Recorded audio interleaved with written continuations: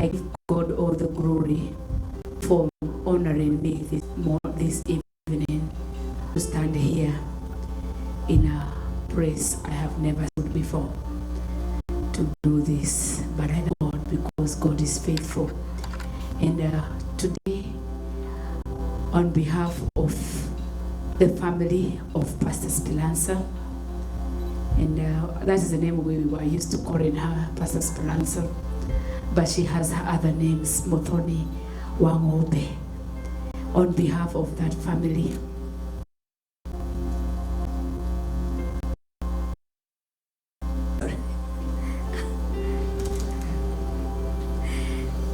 you're not saying anything.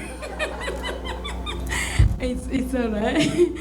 On behalf of the family of Pastor Speranza, that's the name we used to call her, Pastor Speranza.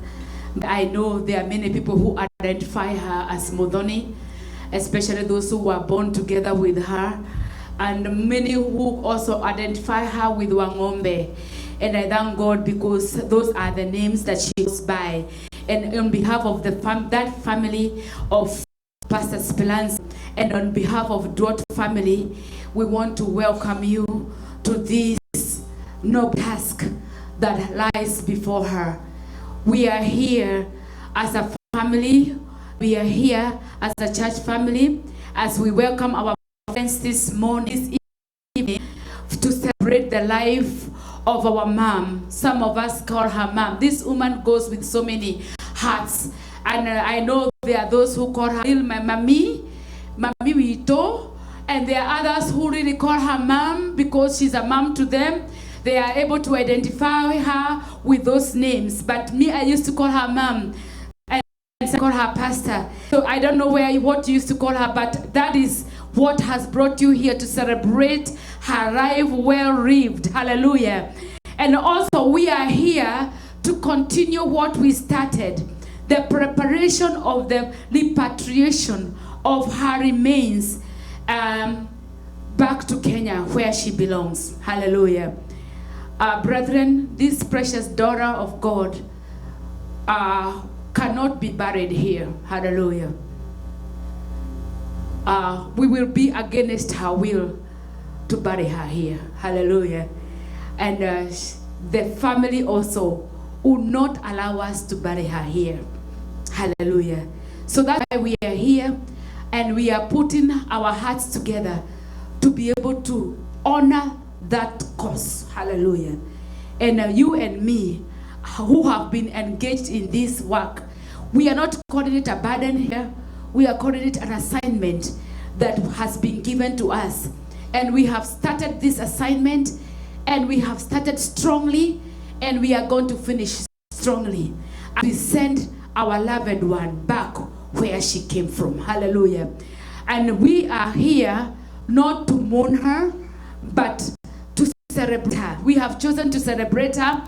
And I remember our son, David, when he stood here the first time, he said they have chosen as a family to celebrate their mom. So we are joining hands together, and we don't mourn like people who have no hope, as the scripture has continued to encourage us.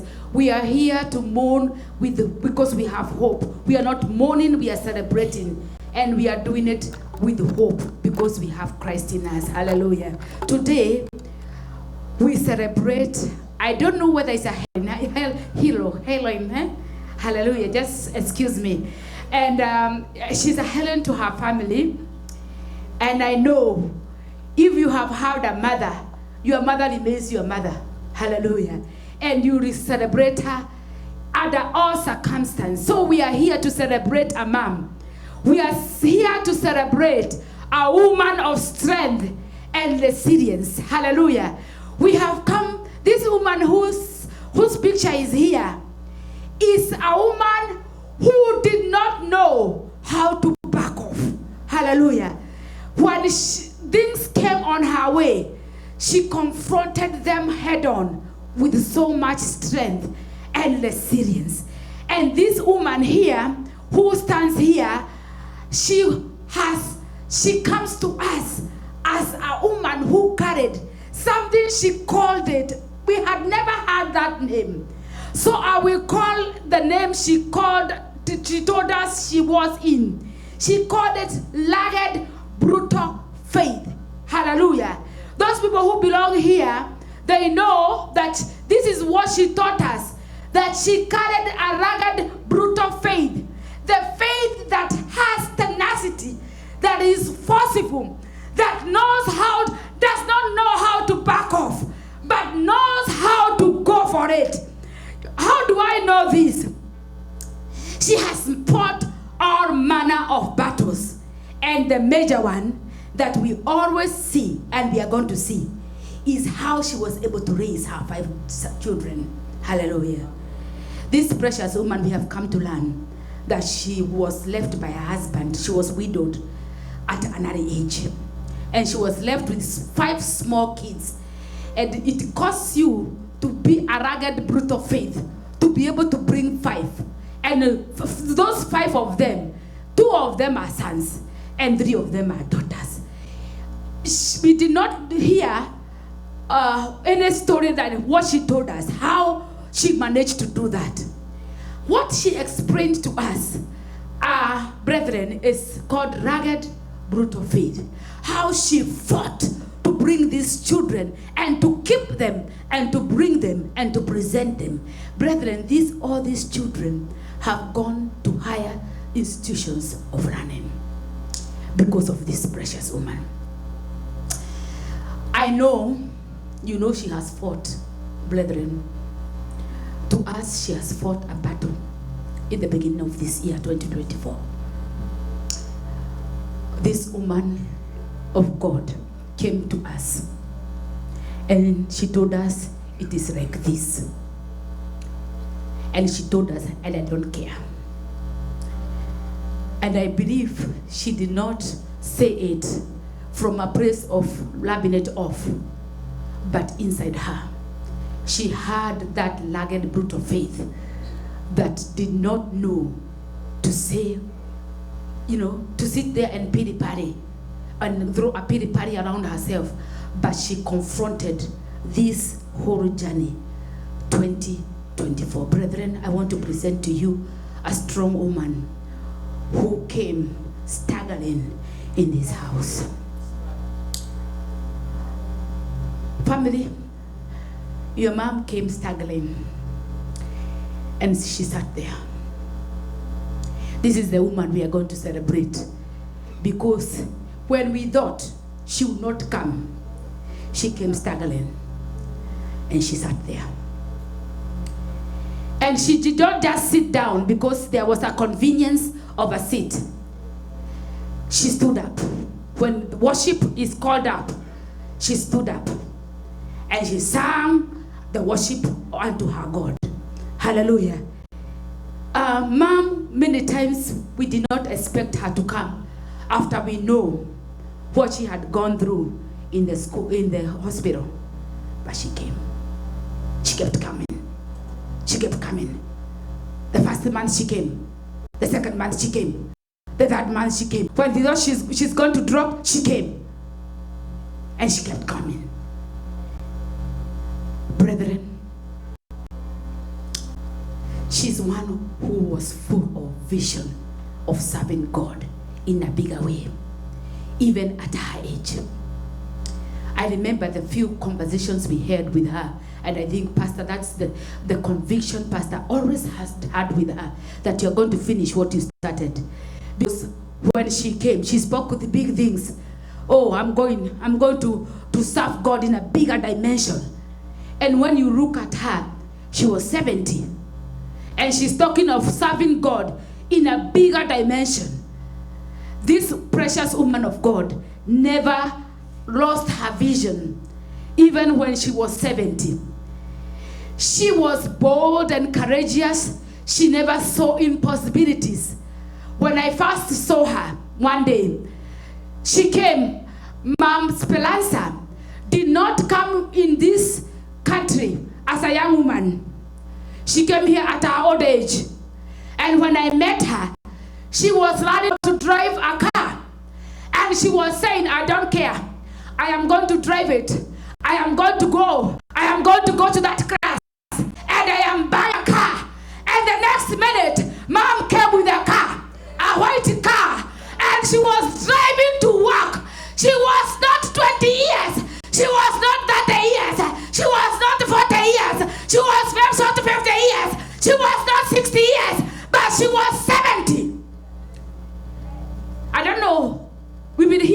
she was. But she was not young. And she came. And she drove that car. And she came to negotiate how to buy a car. And that precious woman was riding the bus all through that time. She knew every corner of Seattle by the bus. The 20-year-old people here don't know Seattle by the bus. But that precious daughter of God, with the tenacious brute of faith, she was able to meander the corners of Seattle, and she appeared to work. That is the woman that we are celebrating today. Hallelujah.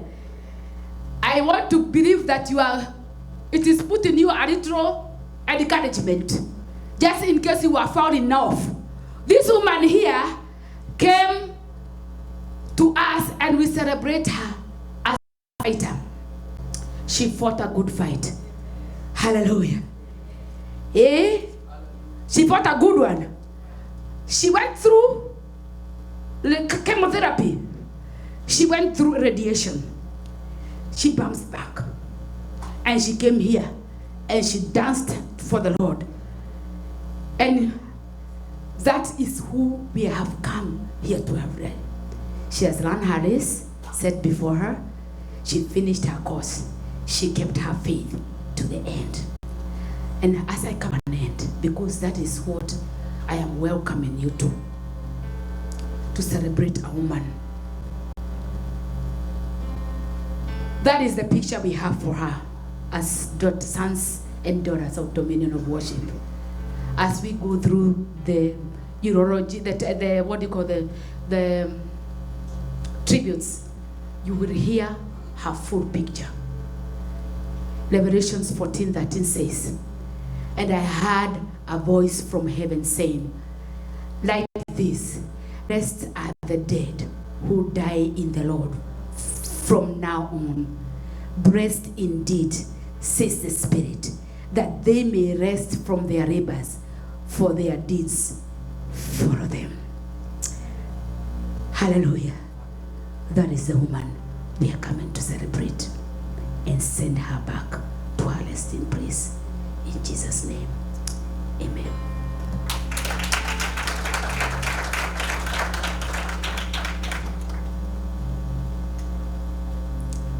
Wow. What a heroic way of living. What a heroic way of living. And one of the things I'm carrying from there is to achieve this rugged, brutal faith that helps us navigate the issues of life. Like the pace that was set by our mom. I used to call her mom too. Yeah, she was my mom. She walked in honor. Sometimes she waited for me, her pastor, in a way that I did not expect. And today, I can only say, I am grateful that I had a chance to shepherd her in the name of the Lord. Somebody help Pastor Dan to have a microphone, because I want us to enter into a song selection in honor of her, that there is nothing else she would have loved her to say other than kukwabararia rushine, kwabararie the muthenya na kwabararie hwaine. Hallelujah. What a better way of celebrating this heroine in such a kind of an atmosphere. And as you sing it as unto the Lord, because that is what she would have loved you to do if she was here, in the name of the Lord Jesus. So I'm going to request us that we're going to stand and we sing this song together in the presence of the Lord, and we will be blessed as we sing it. I know it's going to cast it on the screen, and for those who are not able to understand the language, I know we will keep on interpreting as we move on, but allow us to just express it in the best way we know how, and we will be blessed in Jesus' mighty name. Hallelujah. Maybe the worshipers, we can help Pastor Dan, and we're just gonna sing that selection in the best way we know how, in the name of the Lord Jesus.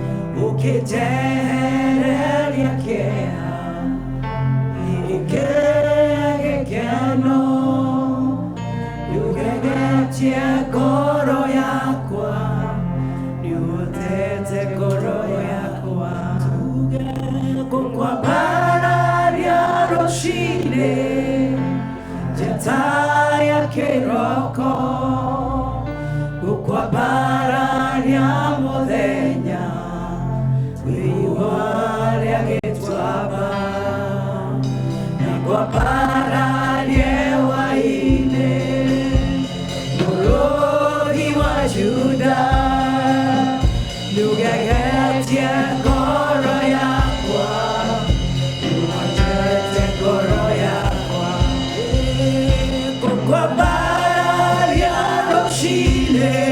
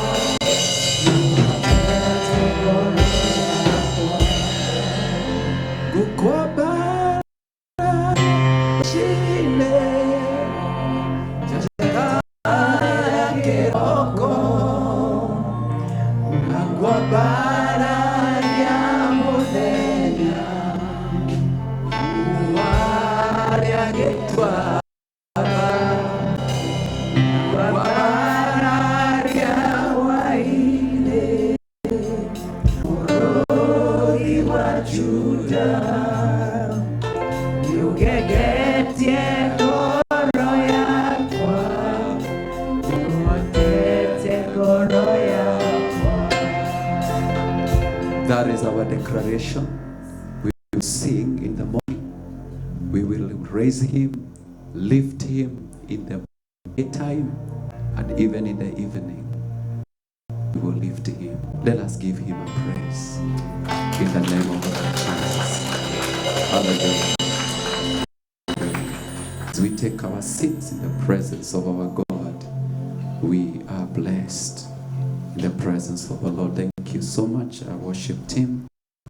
We are so grateful for where we are going in the name of the Lord. We are going well in this juncture. I want to welcome the media team. They're going to help us just have a media way of celebrating the life of our mom. It is a season that we can see some of the few things that we may not be able to put in words, because pictures speak louder than words. Amen. And as we have that slideshow, I welcome us, because after that, we are going to enter into a moment where we are going to have tributes, starting with the family tributes, and then church family tributes, then close friends that are with our mom, also our workmate, and also a community or regional leadership. So we are going to follow that route, but for now we're going to settle all of us for a moment of a slideshow. Thank you and welcome for that moment together. In Jesus' name. Maybe I don't know whether you're going to need to dim the lights, whatever you want to do, you can guide us.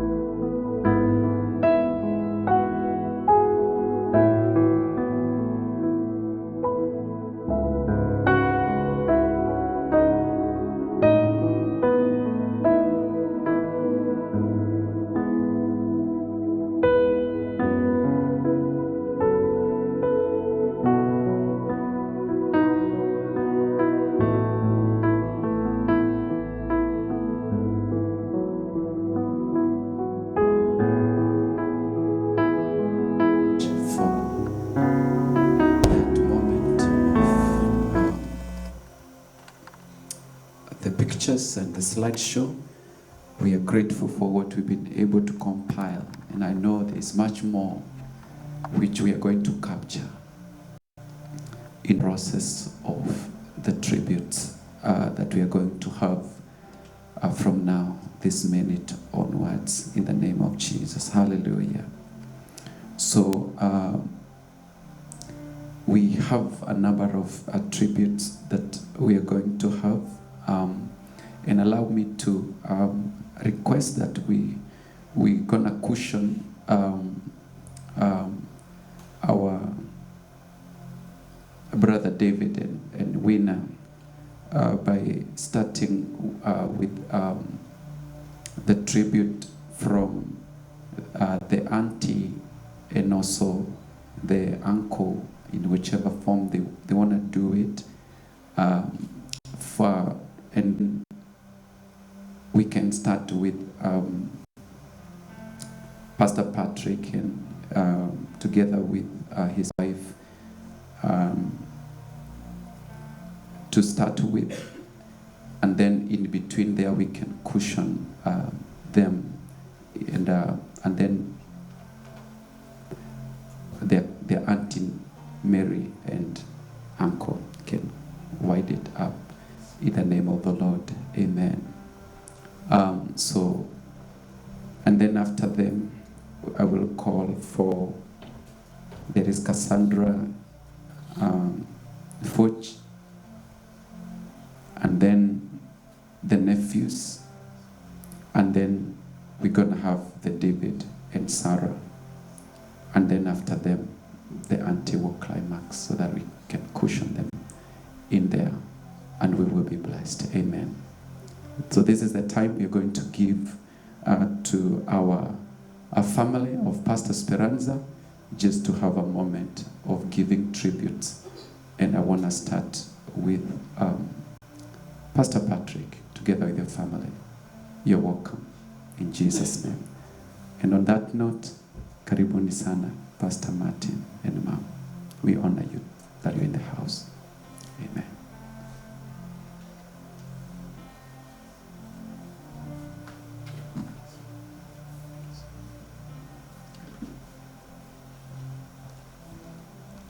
Praise the Lord, church. Amen. I'm Patrick Madenge. Kirei is our surname. Of course, now that's the name of our dad. And we go by that name for the family. Firstly, I'm not alone.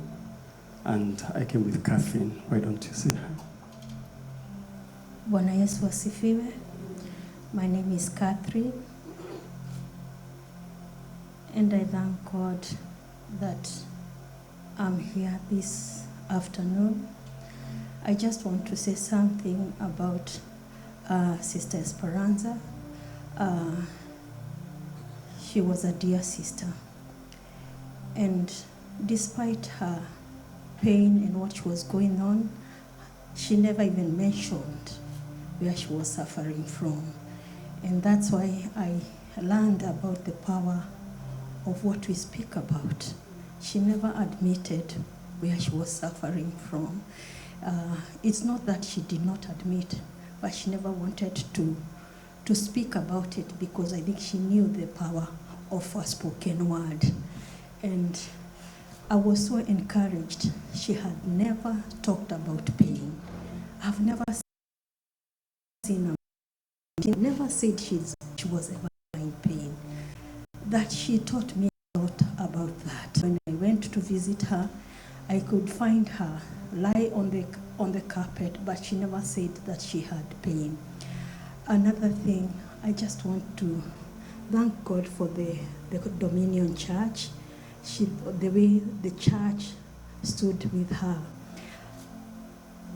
Now I saw through the church the way that the Church of Jesus Christ, the way they could come and help their own. I thank God for Dominion Church. Pastor Minor and the family of Dominion Church, we want to thank you because you have stood with Pastor Speranza. Whenever I went to that home, I knew her house was ever paid.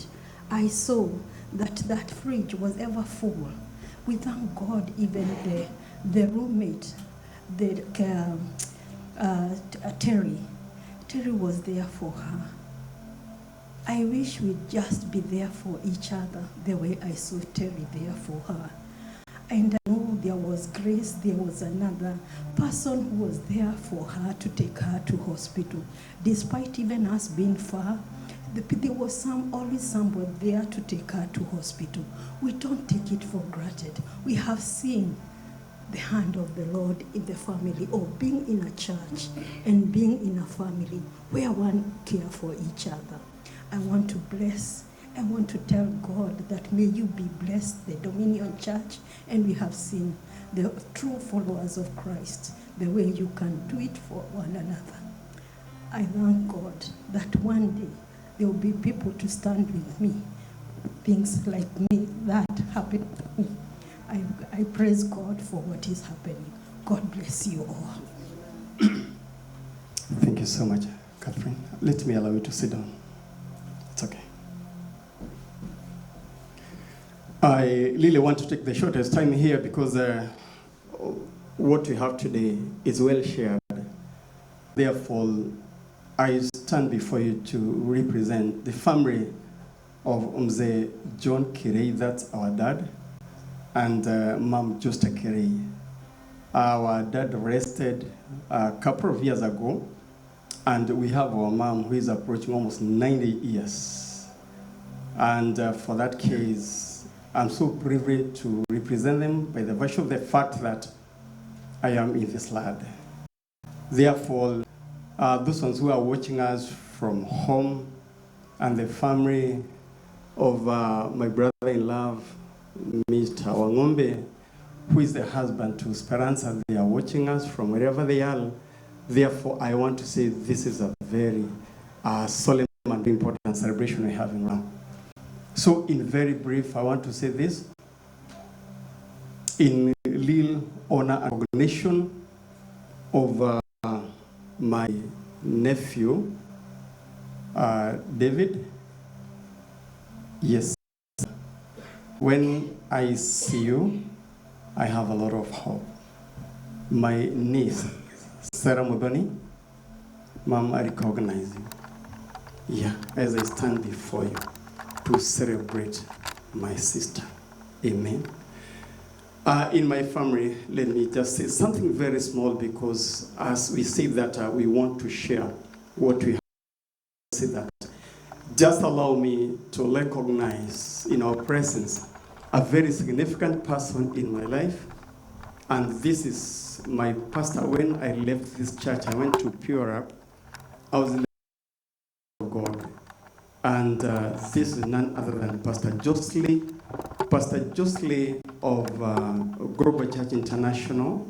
He has always been there for me. Pastor Josley, I can see where you are, man of God. Amen. God bless you. Maybe you'll get a chance and then from there. But I thank you for your presence. I honor now what God has given us to this place, every grace in this place. May God remember you. I thank you for converging at this, and so that we can celebrate my sister. Let me say, my sister Speranza is the second born in our family. She is my blood-born sister. Same mother, same father. She came second in our family. Therefore, these are the first fruits of my parents. And we have an elder sister called Esther. Then from there, we have our sister, Pastor Speranza. For me, the distance between Speranza and me is quite huge, because I remember at one point I could not make the difference. I thought actually I was struggling to identify with my mom, because I found them now bring me up, both of them, because they were big, and that was actually the situation. My sister is named after our maternal grandmama, the mother to my mom, Shoshoi. And I, Madenge, I am named after our maternal grandfather. So therefore, we used to call each other my dear, because of course I'm named, maybe according to the traditions and the way we do things, as a husband to her. And we used to have that kind of relationship and that kind of respect for each other until this time when God now promoted her to be with him. I'm sorry. Let me say this. As I said, I don't want to make speech. I feel like I am not capacitated. There are those moments when you try to think of how you can eulogize somebody, and then you don't have very correct words. But just allow me to say, this is what I consider as a take from my sister. When God called her to serve in the altar, and in that capacity, I was there before her, and then we sat down as a family, and we talked about how we are going to serve God the rest of our time. She was in in Sudan, and when she came over to the ministry in which I was, we started working together harmoniously. And without going back that far, just allow me to say before you, I am not bragging, but I thank God because by his grace, I was able to touch the life of my sister. And then she came over. But something which is very clear in my mind, I remember I and my sister Mary Nyaga, my sister who is sitting there, they came the same time. But in the process of clearance, something happened at SeaTac International Airport. He told me, brother, here we are. We are getting credit. And I celebrated. But there was a hiccup somewhere. And therefore, when my sister Mary was cleared, my sister Speranza was held back with an intent now, this time, of putting her back to the next plane and be taken back to Kenya. My sister told me what's happening. I remember I mobilized with friends, we started praying. She was held for 2 hours and 15 minutes because they had every reason to take my sister back home. It was actually a very difficult time for me. But one thing, then she called me and told me, I'm told it's called already been released. And then the question is, how did you maneuver it? Because that I preached to them. They even escorted me up to the end. But can you see the kind of character we are celebrating today? Do you know when she applied for the visa the same time, she was denied. And she had prayed and fasted. So my sister did not go back home. Right there, she reapplied again. And when she reapplied again, she told me, my brother, this one, I'm getting it. And true to her words, she got it.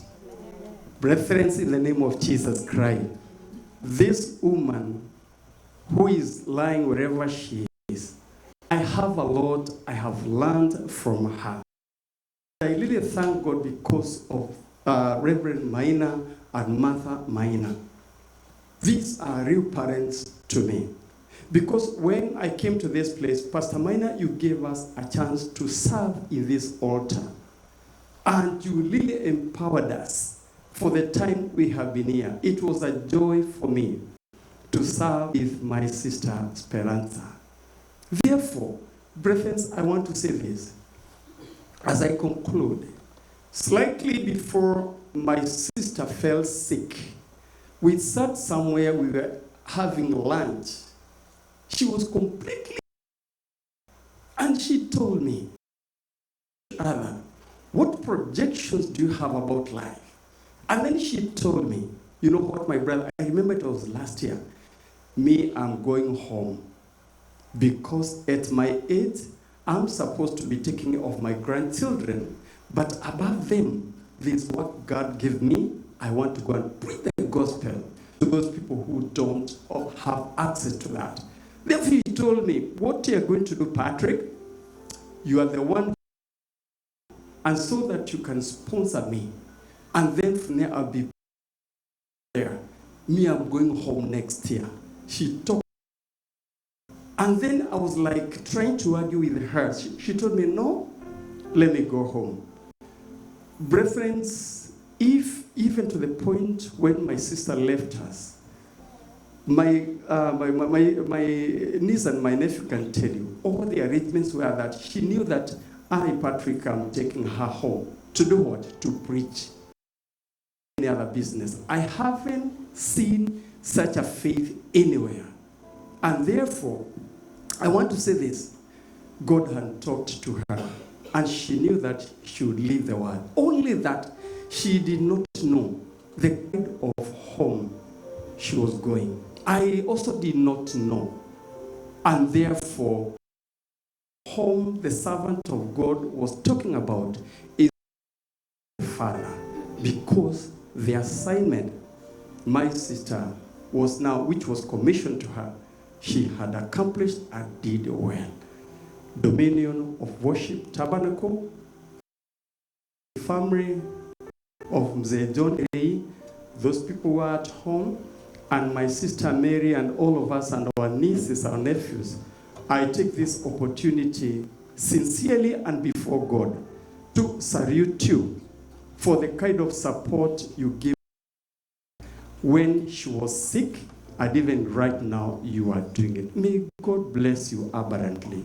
Without saying anything more than that, just allow me.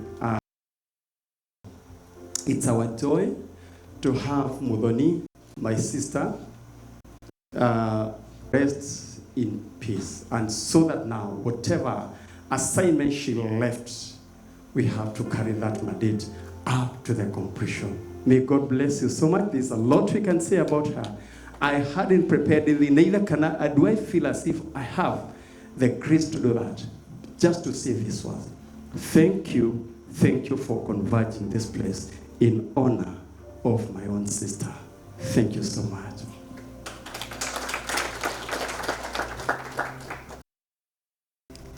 Amen. Thank you so much for that. In the mighty name of the Lord. Next, in that session of giving tributes of the family, I want to welcome the nephews and the nieces, and then after that we're going to give the winner to do that. Or you.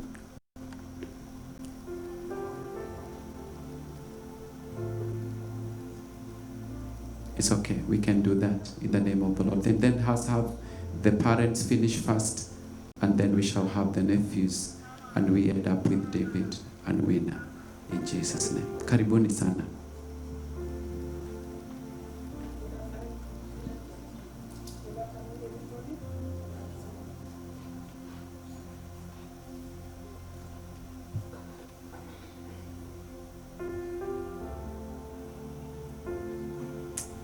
Good afternoon, everyone. Praise the Lord. This afternoon, I'm saved. My name's Mary Nyaga. Don't know what to say. Let me just give my husband a chance to say. Praise the Lord. Praise the Lord again. My name's Peter Nyaga. I'm saved. Praise the Lord. Pastor Yos, my sister-in-law. And like he says, I don't know what to say. It has been said quite a bit. I don't think we have anything to say. Thank you, Peter. We can sit down. Thank you. Peter is my husband. He's the one who has been taking my sister to the hospital. He is doing Umba. But Peter will take her for the whole day. He will sit in the car until she finishes what she was doing. Her day was her day, and he was not going anywhere else unless he finishes what she was doing. And I thank Peter for your work. Me, I just talk briefly about my sister. I don't have the strength. We were too close with my sister. Since when I was young, she was my mentor. I remember. I will not go back there. I followed her wherever she used to go. I admired what she was doing. I remember one day we went to Pastor Madega's place. He was not well, but we prayed for him. In fact, we prayed for our brother to get saved. He is our fruit. We went with my sister there and we prayed for the family. With my sister, we were believers. With my sister, she taught me how to pray. She taught me a lot of things, good things. I remember my sister was left by the husband when she was only 36 years old. And she said, because she had small children, she told me, my sister, you know what? I live for my God. And I know God's accounts, they are never crossed. He will get money to educate my kids. God will give me the money. My sister could go for the walk to raise money for the kids. And all kids were educated. They got whatever they got. They went to universities, all of them, 3 of them, the ones who are small. They finished their schools. They are working, all of them. And I thought it was time for my sister to rest, at least after finishing with the children. That's the time we came here. Me, I was not at home. I was in Sweden. I was there as a resident, but when I had my American visa a long time, because I was planning to come then, I was saying no, I don't have the courage to come. My brother was calling me, I told him no, because I had children in Sweden. So I stayed in Sweden for 8 years, still trying to come to America. No, trying to come to America now. But when my sister got the visa, she told me, my sister, let's go to America. You just come, let's go together so that we can encourage one another. I remember when I came here, I had a men's cut here. So we were going to school in Everett. I remember one day my leg was hurting so much. And the way, and with my weight, my sister, I could not walk. My sister, I told her, I'm not going to school because we went to Sunrise in Everett. We were in Kirkland. We were in the same house. So I told her, my sister, I'm not going to school. She told me, I'll carry you. Let's go. So I was walking with walker on one side, and she was holding me on the other side. It reached a place where I could not walk. And my sister told me, you know what? I'll carry you to the bus stop. Honestly speaking, without her, I could not have come here. Because I was here before then, and I went back home. Then I went to Sweden. My sister kept on encouraging me. Could admire what she's doing and the courage she had, the hope she had, and she could go anywhere. She could meet even the president. There's times they were dining with Rusa Kibaki in Nyeri, just trying to look for the way her children could go to school, the way they can finish their school. She was so courageous. I was telling you, my sister me, I cannot do what you do. I don't have the strength. She told me, oh, we are different. I told her, me, I give up very fast. In fact, even when I come here, I had lost hope. And I told her, me, I think of going back to Sweden. She told me, no, my sister, you let us stay here. This place is better than Sweden. We can have something here. We had planned so many things with my sister. I really admired her. In the morning, like this year when she was sick, when I'm going to work, because I normally work in Seattle, I'll call my sister in the morning. We talk. I told her, my sister, can you please escort me? I'm going to work. Then we talk throughout the journey. Then when I'm coming back at 8, I'll call her, how are you? How are you today? No, I'm good. My sister, that's the only person I could tell my secret, the closest friend. I don't know what to say. I've really cared for my sister. That was my only closest friend. The friend I can talk to her anytime. Even sometimes I will leave my husband and go sleep in. Not once, not twice. I couldn't sleep in her house even for 2 days, leaving my husband in the house. I really loved my sister, but my sister is gone. My sister is gone. I'm just saying, Lord, give me strength. Give me strength to bury my sister. I'll not be able to go home, but I know in my heart, I'll be there in the grave. I'll bury my sister, knowing that no one will ever come back. Please. I don't know what to say. I don't know what to say. That's the only person I could tell my story. That's the only person I could tell my secret. It's only that she didn't tell me she was sick. She didn't tell me anything. I think she thought I'm being scared. So she kept to herself. Until even Pastor Maine is the one who told me, do you know your sister is sick? I didn't know. We were with her day in, day out. She didn't tell me she was sick, and my sister was sick. And we were with her throughout. But thank you. All the way, Sister Tabitha, Pastor Tabitha was saying, she was strong. She could not, nobody could know she was suffering. My sister kept to herself because she knew the pastor of God. Even me, I could not have helped her. It's only stress from the beginning. And she know I'm weak. I cannot stand some things. And I give up. But she made me become strong. She was telling me, oh, come to church, Mom. Come to church, my sister. This is your church. The people there love you. You are a member of this church. That is what she was telling me, even the time she went. So I hope God will give me grace and I'll feel her seat. I'll feel her seat. I know things are coming. I really love this church. The way they walked with her, the journey was tough. It was not easy. Paying for somebody's house for 1 year, giving her food, knowing that we are here, left her to us. That. I bless you all. I bless you all for what you did. And there's only a God who can pay you. Only a God who can pay you. Let my sister rest in peace. Let my sister rest in peace. It's a gap that nobody can fill it. I bless you for your good work.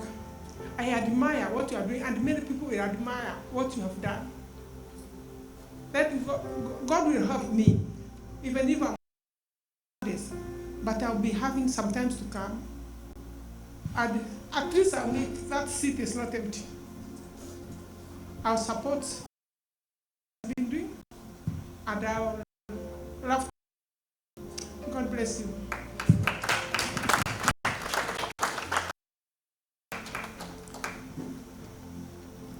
Amen. Let us Jesus another mighty hand. In the name of Jesus. Hallelujah. What a story.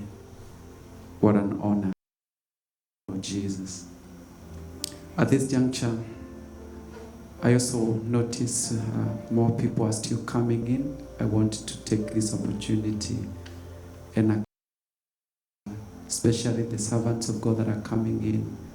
We just want you to know we recognize you, we honor you, and you are a great comfort just to see you around. At this juncture, I want to give the cousins, the nephew, so that they can take us through there. And after them, we shall hear from David and Winner in the name of the Lord Jesus. So those cousins and nephews that are here, you're welcome. And you can do it one after the other, respectively, in Jesus' name. Karibuni sana. Amen. Karibu Isaac.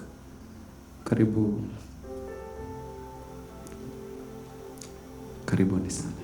In Jesus' name. Praise God, church. My name is Isaac Jero.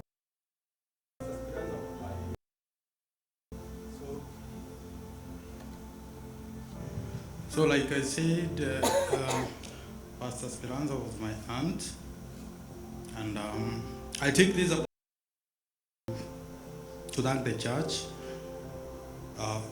for the job that you have done in taking care of her.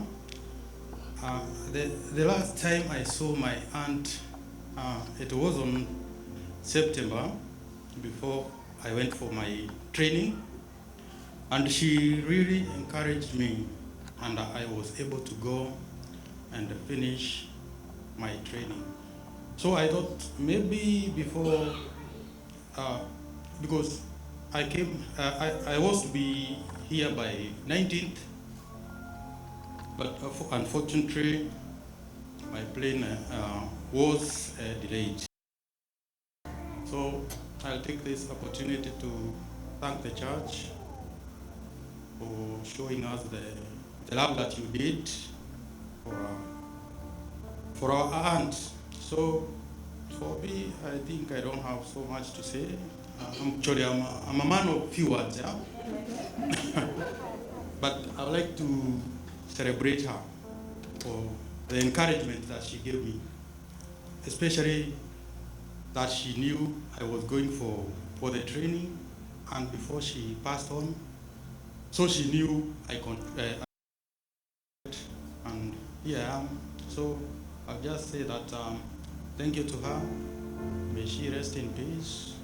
Well, and thank you the church for taking care of her. Thank you so much.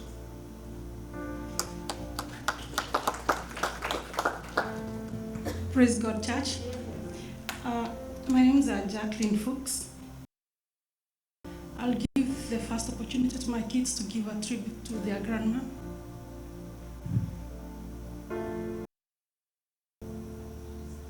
Hi everyone, my name is Cassandra and my little brother's name is Kevin. We're here to celebrate our grandma. Dear grandma, I did not imagine this day to come. To you. The other day we moved to the US from Sweden. You welcomed us with a warm hug at the airport with the other extended family members. Little did we know we would only spend 1 year with you. We cannot forget the many days you would come to visit us after your job. You brought us foods every single time you would come over. You loved us so much and we loved you back. It hurts when you fell sick and we came to visit you, and you had your beautiful smile and you reassured us that everything would be okay. When we visit you in the hospital, you were always excited to see us, and we were just.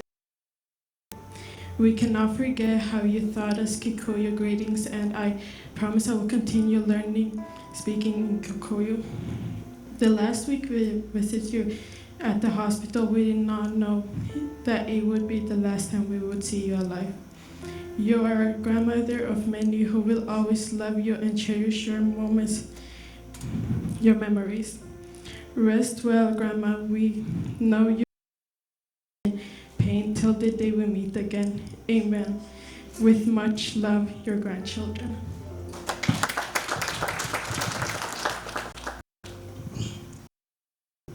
I'm not as strong as Cassandra.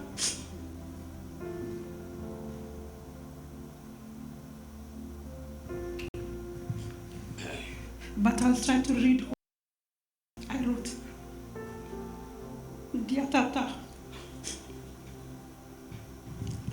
I always felt so good when I called your phone. Hi, my mother, and you answered back. In my teenage, I remember those days when you used to visit us together with my siblings at our home. And you gave us a lot of stories, and you are so humorous, and we never forget what you told us. I remember one day when you came to our home and you told us a story about your friend that went to a restaurant in Nairobi, and you are sitting having a cup of tea and mandazi, and then how your friend ended up eating 2 full serviettes together with the mandazi. You only realized she was eating the serviette when she was on her 3rd mandazi. After high school, you are one of the people that really held me strong in prayers and believing for a visa to the US. God gave you a vision that I had gotten a visa to the US. And that happened when I got my visa to Sweden, where I spent most of my young youth age for the first 17 years. And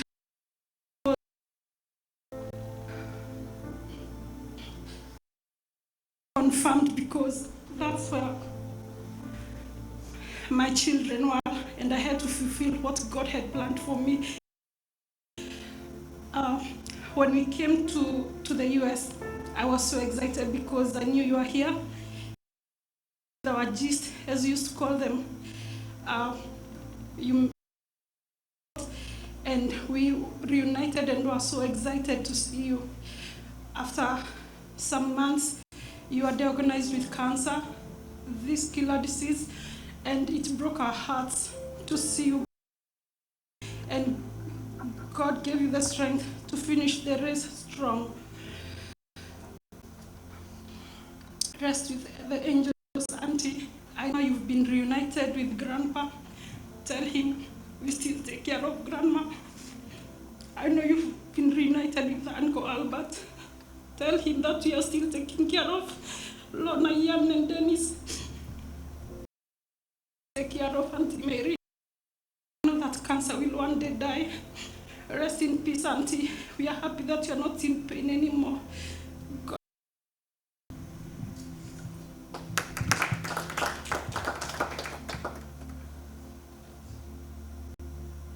Hi, church. My name is Wang'Ombe, and I want to tell you something about my auntie. My auntie is such a special person, a rare gift to everyone that crossed her path. She is the very definition of strength, resilience, and unwavering faith. A true warrior and a devoted servant of God. She lived her life with purpose, grace, and love, especially love for her children and love for her family. There was nothing more precious to her than her faith and her family. She poured love onto everybody across her.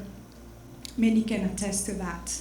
Her warmth, humor, my auntie was very funny, and her comforting presence still linger with us, and we're so blessed to have experienced that. We celebrate the free-spirited life she lived, a life marked by courage and endless love. Let us find inspiration in the walls she broke, the spirits she uplifted, and the incredible children she raised single-handedly and with the heart. That was my auntie.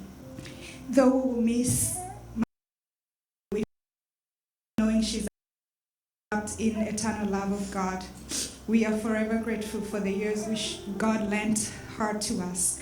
And while we release her back into His care, our hearts would do so with hesitation. Rest well, my Tata. Rest in eternal peace. Rest in the arms of our loving God. I know you'll always be with us. And the last time I had a conversation with my auntie, I was driving to school, and she said, "Boy, guess what? Nidawara," which means I am healed. And it's true, my auntie is healed now. Please take care of your health, listen to your bodies, and keep your faith going. Thank you.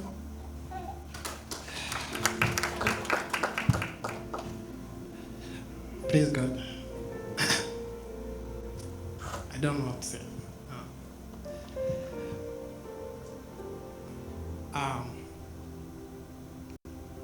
I'll give you a short story. My auntie used to call me my father, and she used to call me by phone.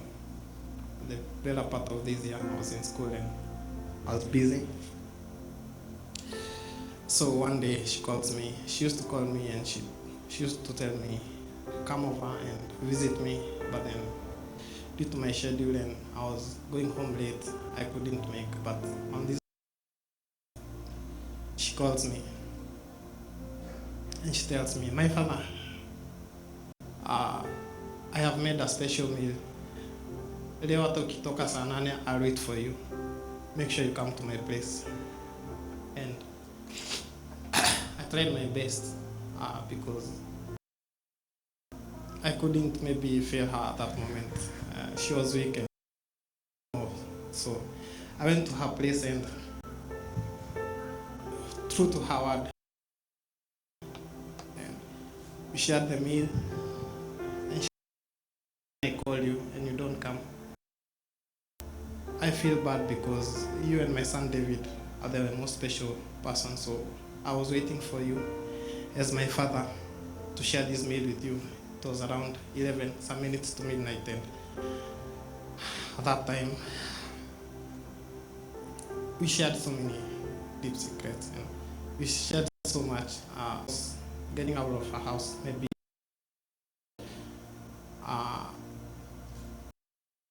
my most, I don't know maybe how even to live without her.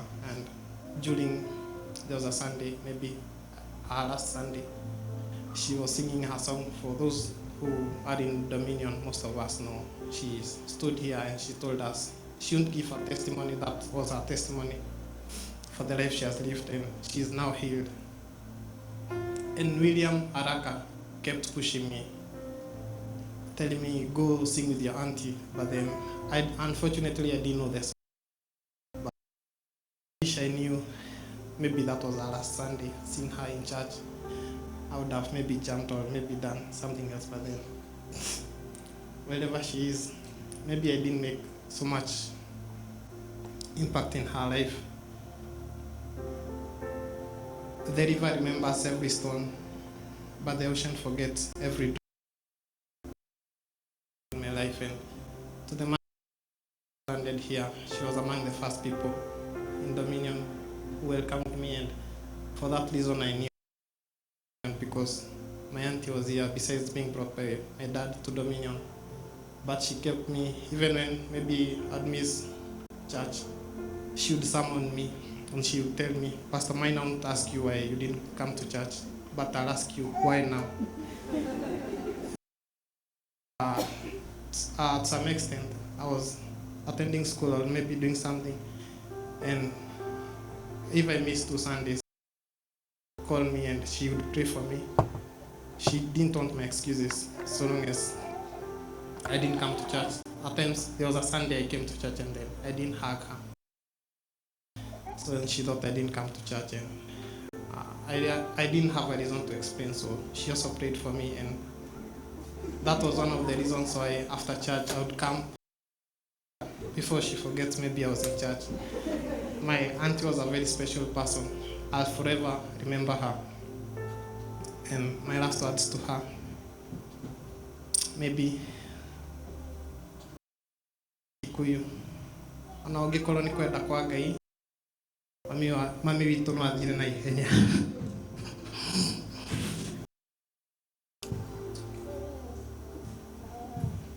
God bless you.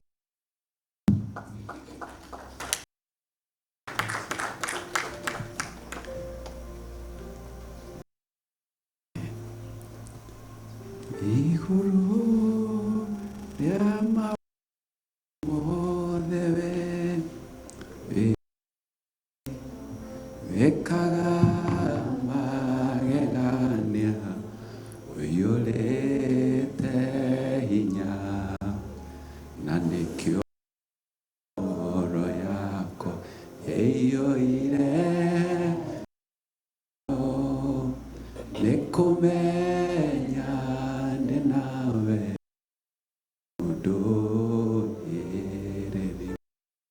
analyze that portion of the family. Allow me to welcome people have just met a few days ago, but my heart melts gratitude to see that what I saw in our mouth is still. David and Winner, you are a true epitome of what we saw in our mom's parents. As you come, we pray for strength as you memorialize her in the name of the Lord Jesus. Welcome.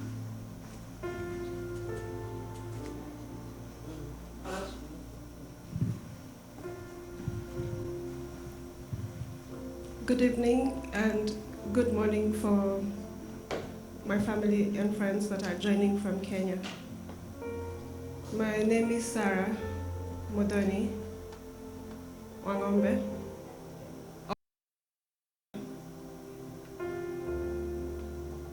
And I'm here this evening. I've known my mom for 33 years, and I'm grateful that the people about her a few minutes ago, her strong faith and her humor and her joy, because I want to talk about her kindness. My mom was honest but gentle. She knew the importance of balancing that when she was bringing us up, but also when she was interacting with other people, such that by the time you are done learning the lesson she was teaching you, ingrained in you and a part of you, because she was not only gentle and kind, but she was also. I've been about some of the things that she has taught me that I didn't think of as lessons, but they form a core part of who I am. When I was younger growing up, I was a brutally honest person. I spoke what I saw as I saw it. I struggle with that a lot. And there are many fights my mom has had that I was very, very keen to get into and, fight on her behalf because she was too confrontational. And she, no.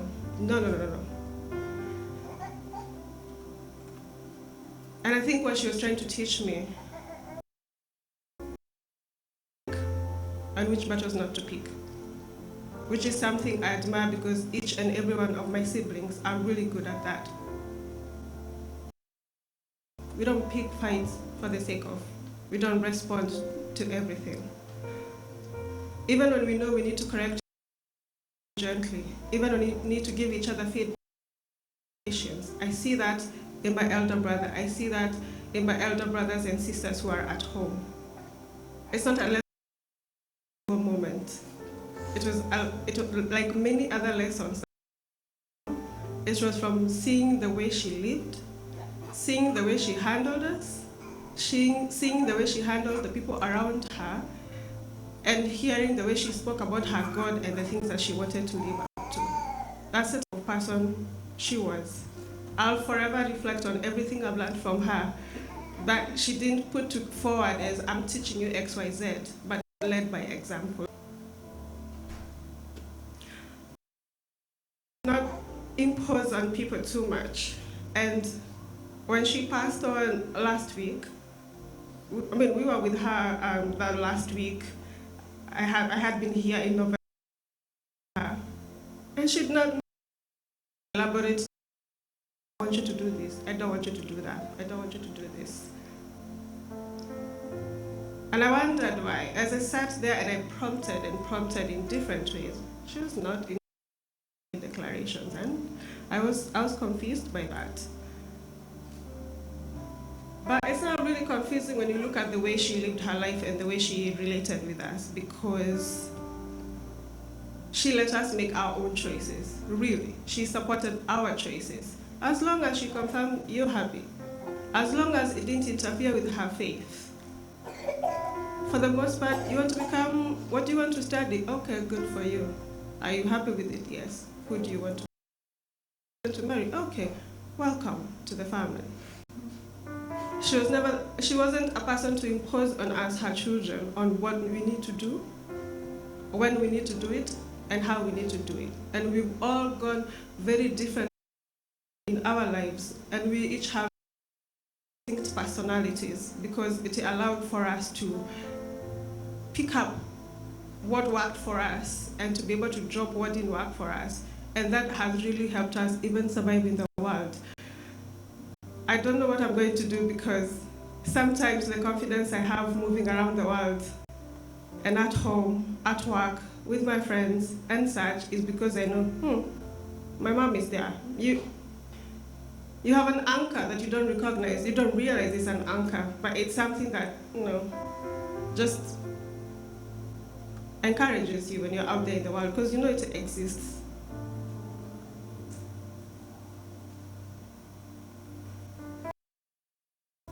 The unshakable faith and the battles she's gone through. And I remember when my mom took me to boarding school when I was in primary school. She did have, in fact, I think my auntie gave me her box, suitcases box, some metallic box that she had gone to high school with, I think in the 80s, if not 70s, right? That's the box I went to boarding school with in 2000. And when we went, she didn't have a penny to even pay the entry fee. She was very charming. And so somehow she convinced the school owner, I can get the better. Let me leave her here, I go look for the money. And I was left in boarding school, not a single penny of school fees paid, with that suitcase, with my box and shopping to last me a month. And that faith was transferred into us. Because sometimes when the school owner would say, no, it's time to go home and collect school fees, like, Mami if you send me home, there will be no one at home. And so he's looking at this small girl. All her siblings are in. So if I send her home, it means she'll be alone. Okay, let me keep her here until the day the mother will come. And keeping me studying. And we had to work with my mom's faith. You couldn't work against it because you would be working against yourself. So if she believes you're supposed to be to upgrade your faith to get to the level where she was, even as she was guiding you. And that's the faith we move with. The spaces we have occupied at Hatch, we are in those spaces because of the faith that she had. And that's just situations where she stepped into a space first, driven by faith, and the rest is. The day she was talking to my uncle about coming here, we had gone on a holiday with her and 4 of my friends, my girlfriends in Kenya. And we were walking, it was at sunset, and we were walking on the beach. It was her first time being in Mombasa, not to hustle, to relax and enjoy. It was really her first time. And that was in her 60s. And they talked with my uncle for about an hour and a half until set. And she was still unsure if she wanted to come. And I'm grateful for the friends that I have because I remember telling my siblings later on, go, apply, go. If you don't like it, come. You'll have experienced seeing a new country. It's not that big of a deal. You don't have to be worried about it. What do you need for you to be able to go?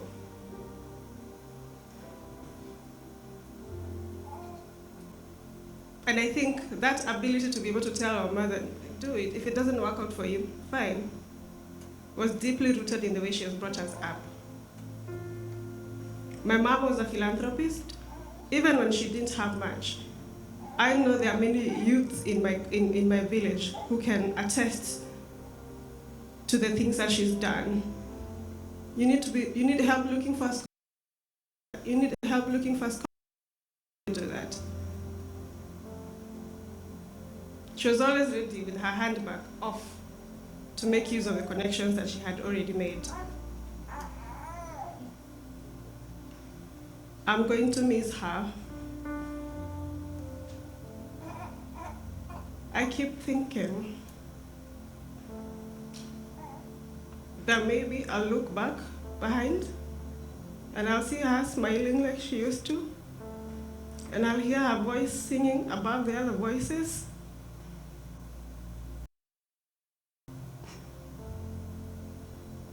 But I want to hold her hand.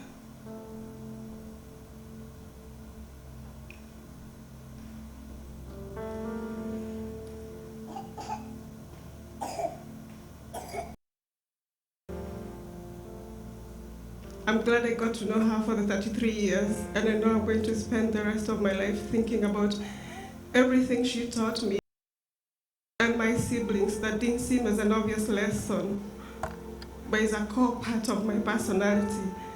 It's a core part of the principles that guide how we move in the world. And I'm really grateful for everybody that has walked the journey with her. For Pastor and Mrs. Pastor for pushing her to go to the hospital. For helping her face the fears that she had as she was going to the hospital.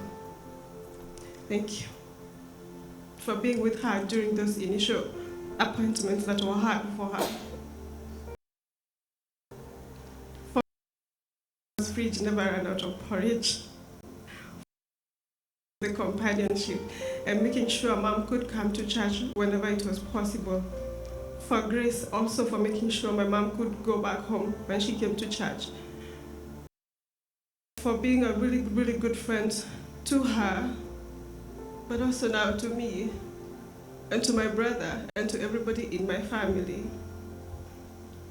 And for helping me hold her hand when she was breathing her last. to Brian for being such a wonderful son to my mom. My mom had no complaints. He loved Brian. She loved Brian so much.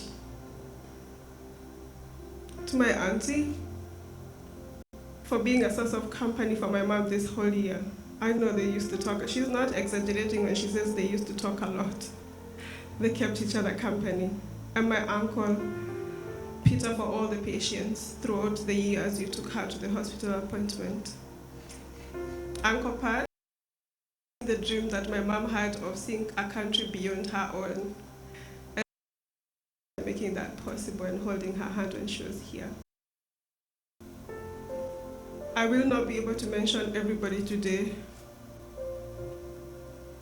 but I want to say that I'm really grateful to be able to hear everything you have to say about my mom. Those things will remain in our hearts. Thank you so much.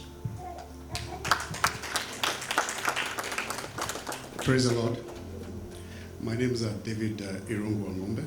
I'm that born Speranza's family.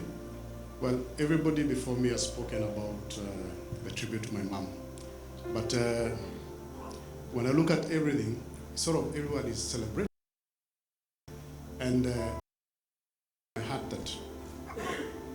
She has a legacy, so there is that loss, but there's that legacy. So the best thing we could do, or I could do, is to celebrate my mom. So I want to give you a verse in the book of Jeremiah. Back home, in our family, everybody used to have a verse they used to get from mom. My verse was Jeremiah chapter 29, verses 11. For I know the thoughts and plans that I have for you, says the Lord, thoughts and plans for welfare, peace, and not for evil, to give you hope in your final outcome.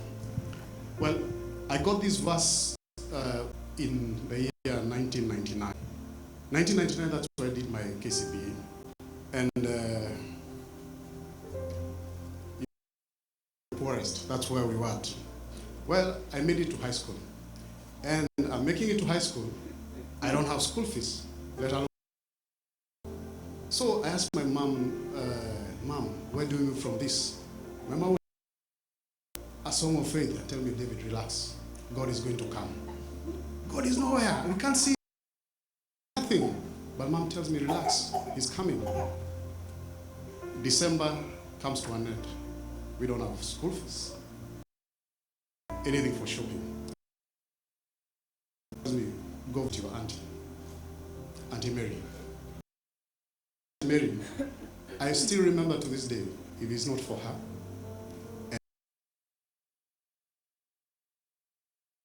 and when I get to high school. Then the next thing, I'm in high school, I'm in Form 5. Form 2 comes second and Form 2 for school fees because it was too much. I had not paid school fees for Form 1 and Form 2. So back home, I find my mom in the farm. And Mom, I'm coming home for school fees. The principal said I don't go back without school fees. Remember that was in 2001. Then Mom told me, don't worry, God will provide. Go change your school uniform, put your tulime. We had a prayer, because we always had prayers in the evening, and Mom will pray every morning. So everybody in the village knew my mom used to wake up at 5, pray for nearly everybody in the village. As long as she knows that you have an issue, you'll be a prayer issue for her. Around 6, 7, that's when we stop there and we start talking. So she prayed for my school fees. That is the beginning of that term when I was in Form 2. It went until the term ended. So I didn't do Form 2. I didn't study Form 2 that time. So God touched one of my grandpas. And he went and talked to the principal, explained the situation back home. The principal called my mom and told him, bring the son to school. So I went to school. My mom told me, see, wait, I'm going to talk to the principal. High school, without going home. That's what happened. I finished my high school without paying school fees. But luckily, God gave me a job in the same school, so I was able to clear my school fees after high school. And I was like, what kind of faith is this? Mind you all that, I don't know where the A came from. And I'm like, today, I still have that. I studied on my own with the faith that my mom was trying to pump every day. I got my A, so comes my A. So everybody expects me to go to university. Who is David? David joins the military. I applied for the cadet training and without telling my mom. So once I was shortlisted, is that say one day I think your son has been shortlisted for cadet training, and I actually went to Nakuru because I knew my mom wanted me to go to university, but I really felt that this was an opportunity out of poverty. So I went to Nakuru. We were you're strangers. We were 5 strangers. We never knew each other, but we needed a room to sleep so that tomorrow for the recruitment. And as I was walking in the evening to go get something to eat, there's mom. From nowhere, I still remember it's still section 58 in Nakuru. So, hey mom, I'm here. She came and told me, held me, hugged me and told me, I know. And I respect your decision, and I respect the steps that you're taking. I bless you. But now what you do, I want to come to where you stay. I want to pray for you guys. My mom prayed for the 5 of us. Remember that time we were around 600 people and they only needed 150. We were with the 5. I'm the only one who left the military because I left later. The rest of the 4 are still in the military. Remember the prayer your mom made. We are still there. So when I broke the news of my mom's death to my colleagues, my former colleagues, and my former veterans, they reached out. They told me, David, you were not the only one who lost your mom. We lost your mom. That aside, my dad died in 1993. She was 2. My other sister was 5. My mom, we are young that 8 years of age cannot make decisions. But mom called us and asked us and said, David, you know you guys are my cabinet. Well, I told her, no, I don't want another dad. I still have a dad because it hadn't dawned to me that I've lost my dad. Till today, until when my mommy always used to say, my cabinet said, they don't need a dad. 8 years of age, I've grown not even feeling that I don't have a dad because she filled everything. Her personality, her faith. I tell you, I don't feel like I've lost it. I lost anything without because of my life, because she filled it. And not only me, I have colleagues back home, I have friends back home.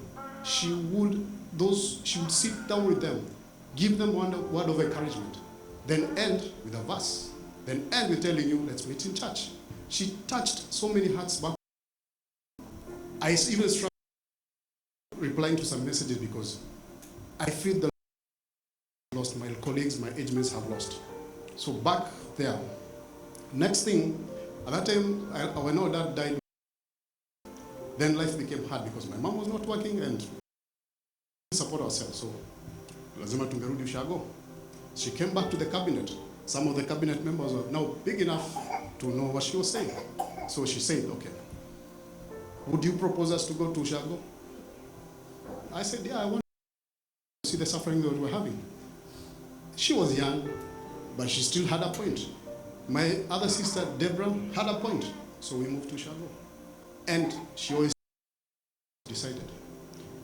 What I'm saying this is we have parents and some of us, my age mates, we have kids. In that, my mom taught us how to make decisions as together when we were that young. We don't feel we have any pressure to make decisions because she taught us early and we already know. My mom did not declare herself that, oh, you inherit this, you inherit this. We don't need that because we already know. She taught us since when we were young. So as parents, I would encourage you also, give your chance, teach your kids as young as they are on how to make decisions. Comes the main thing, church. I will not talk much about church because at least you know her, but there's another aspect I really want to talk about church. Was, I don't know, she had this passion for it. We'll be going somewhere, even to our church, She hears a word, we enter that church, finish, continue our journey to the next church, because she had this passion for the word of God. And my challenge was, how do I keep up? Right now, that is me.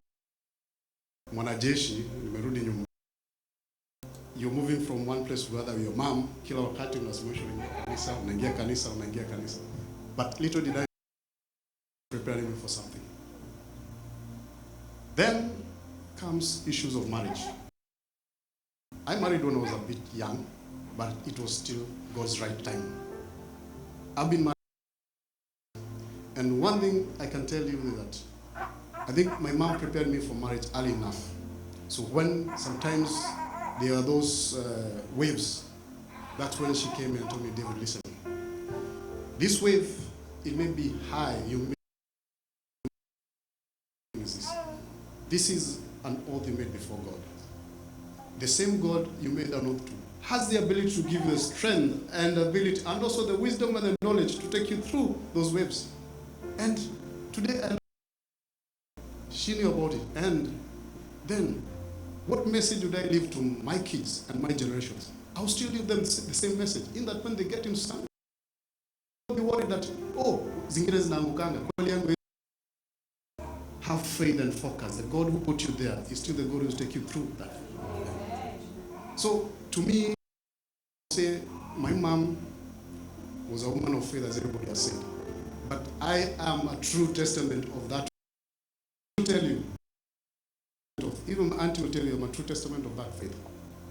Sometimes life gives you bitter lemons, but through that faith and through that prayer, I survived, I am here, and God gave me another chance. I will never do an about turn and move to any other way. I will still be in Christ, because that's where I know there's protection. In my life, I've traveled, I've moved to very dangerous war zones, and those days I would sit down, call mama and tell her, hey mom, hapa ni kubaya. Leo kesho kunaweza enda mbaya. My mom tells me, tell you, even those ones with those guns, it is God can touch their hearts, and they forget you and destroy the trees and not destroy you. It would happen that way. They came, they tried to attack the camp, they attack some other places, but they don't kill anybody.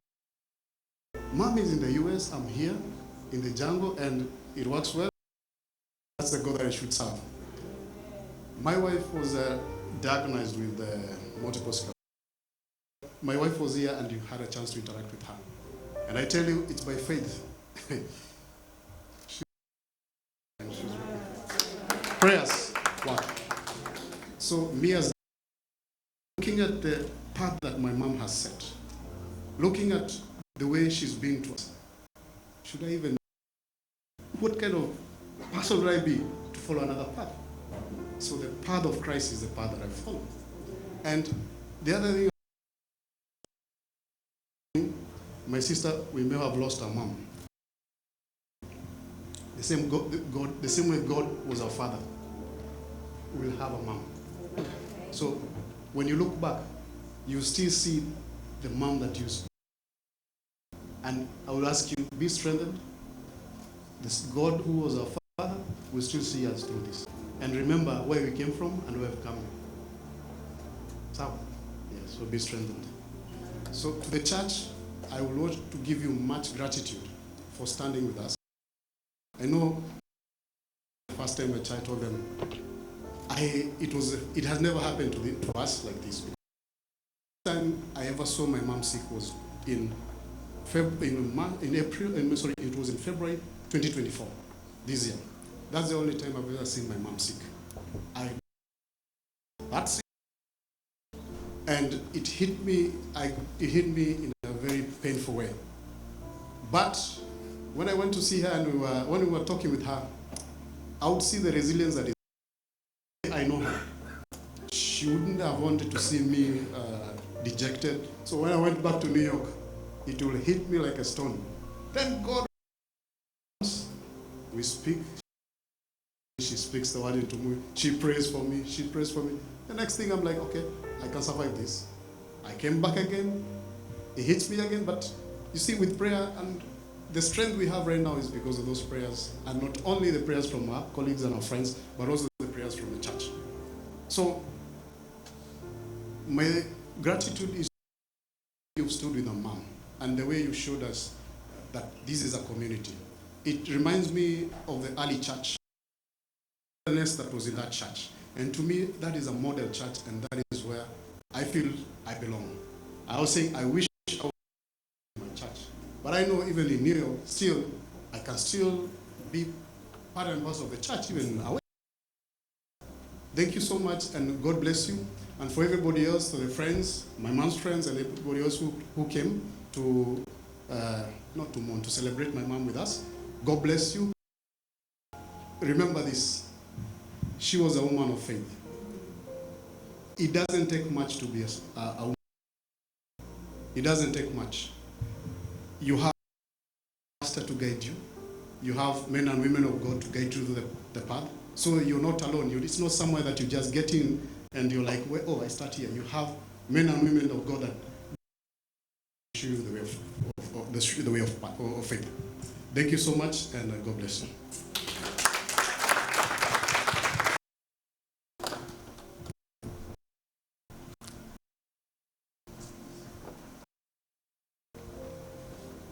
You know, sometimes you wait to see someone who will need comfort, but you end up realizing that they are comforted. Hallelujah. Why can't we stand up?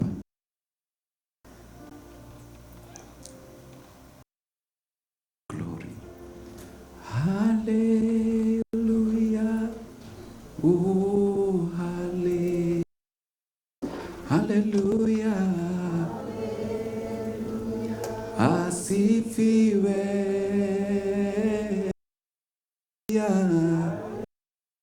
Hallelujah. Oh, hallelujah. Hallelujah.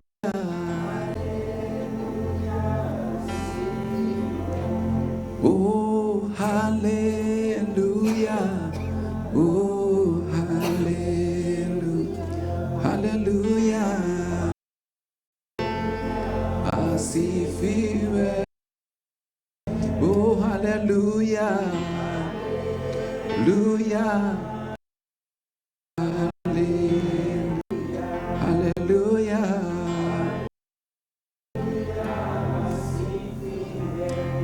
Amen. We are giving him all the glory, honor. Only him can do that work accomplished in her precious family. May we have our seat. The people that I'm going to call next, I want to make a that we try to take time possible. God will help us, but it will not be proper for us not to have this, because we all with our mouth. So when I call you, take the shortest time possible so that we can try to redeem time in the name of the Lord Jesus. Praise be to God. And the people that are coming, we want to give an opportunity for us also to say one or two few words, and I be blessed, and we are going to do very, very quickly, and I know we will be blessed. With a team our mom intermingle with, a precious mothers that we enjoyed in the house together. Even some of the photos you saw, you could see her with them. Half of those precious women, we are going to welcome our mom, Reverend Grace, just to speak on their behalf briefly, and we will be blessed. Thank you so much as we do this. Karibu sana.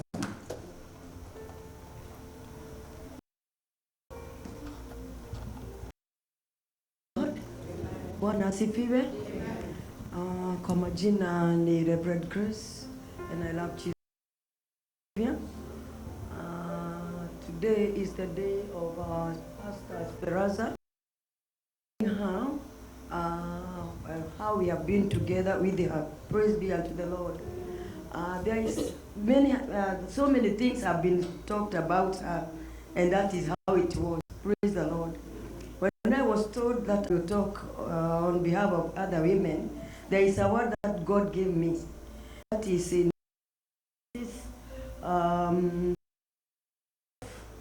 verse 14, verse 13 and 14.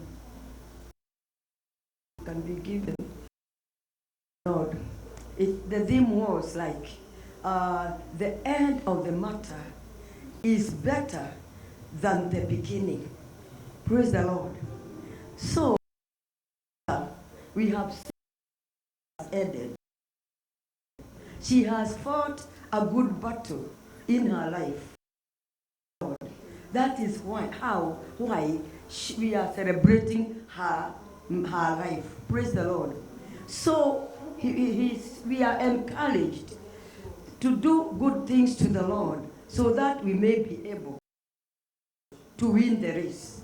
Because the battle we are fighting, God is going to help us. We are not alone. Praise the Lord. So we have to end up well, as she has done.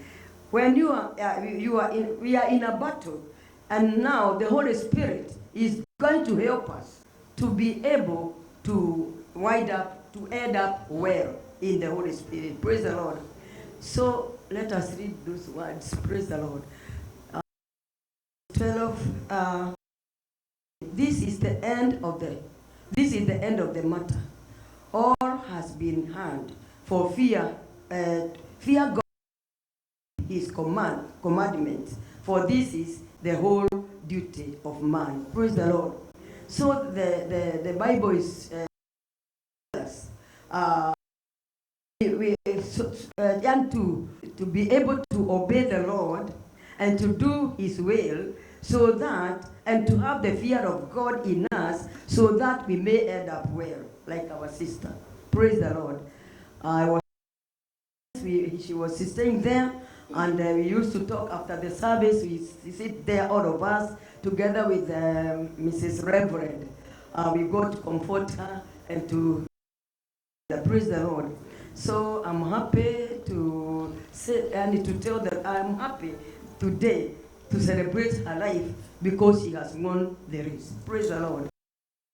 To start and sing as she used to sing. That says, because already she has won. Because every time the pastor could, he was only singing that song.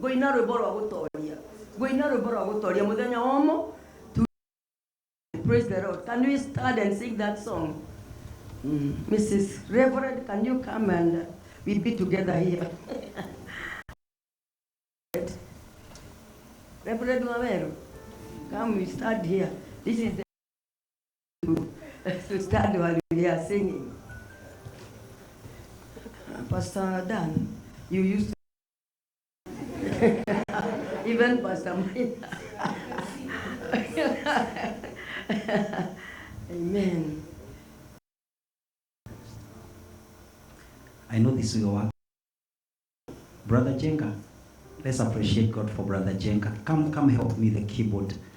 Let's appreciate him. He's also a great servant of the Lord. Appreciate the keyboard there as we praise the Lord.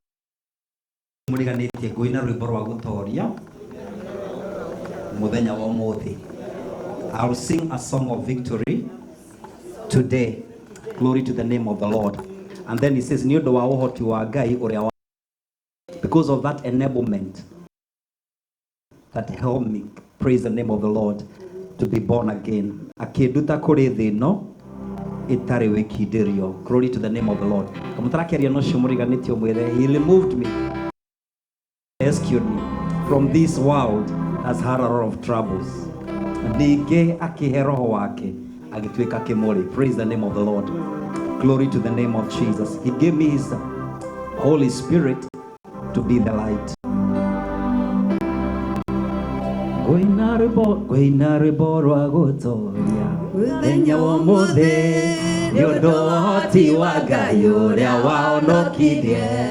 akeruta kũrĩ thĩ ĩno tarĩ gĩkindĩrio ingĩake roho wake agĩ ĩni nĩandũĩrĩire mwathani nĩandũĩrĩire bara ciothe na magĩtanĩra ngiuge ata ndĩ mbere yake no ndĩmũkumithie.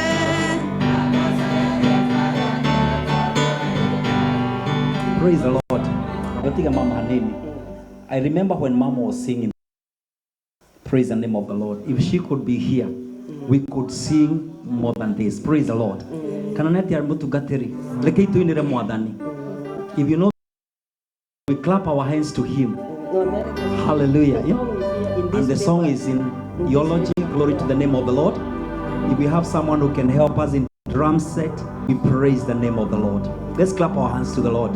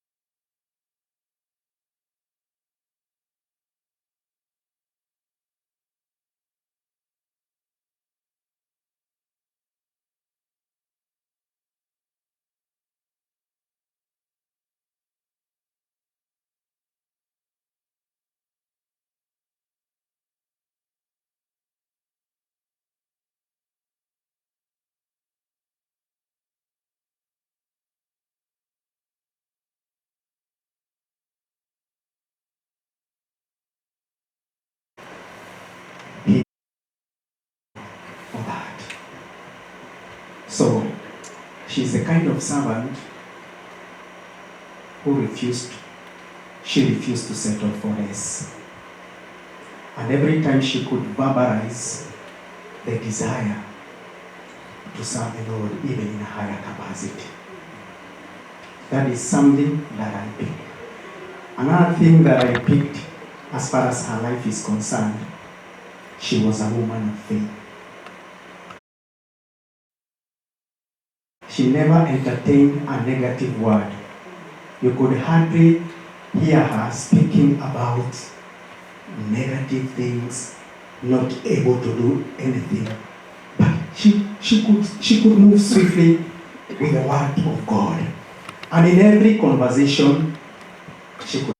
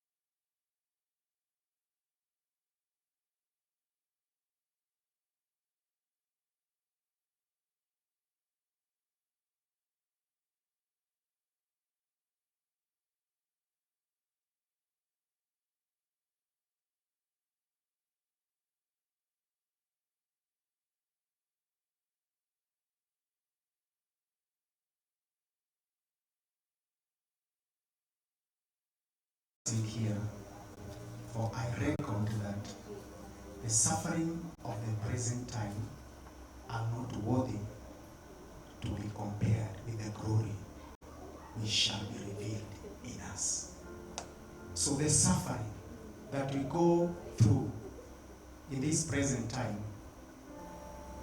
it cannot be compared to the glory that shall be revealed in us. Hallelujah. May we be encouraged as a church. I know that gap cannot be filled by anybody. But the Lord knows how to fill those gaps. The Lord knows how to fill those gaps. Us, we cannot be able. And we also thank God because of His grace. As a church, as the leader of the church, the Lord provided us with the grace even to walk with our mom in all our journey. May the name of the Lord be blessed and may we be strengthened in Jesus' mighty name. God bless us so much.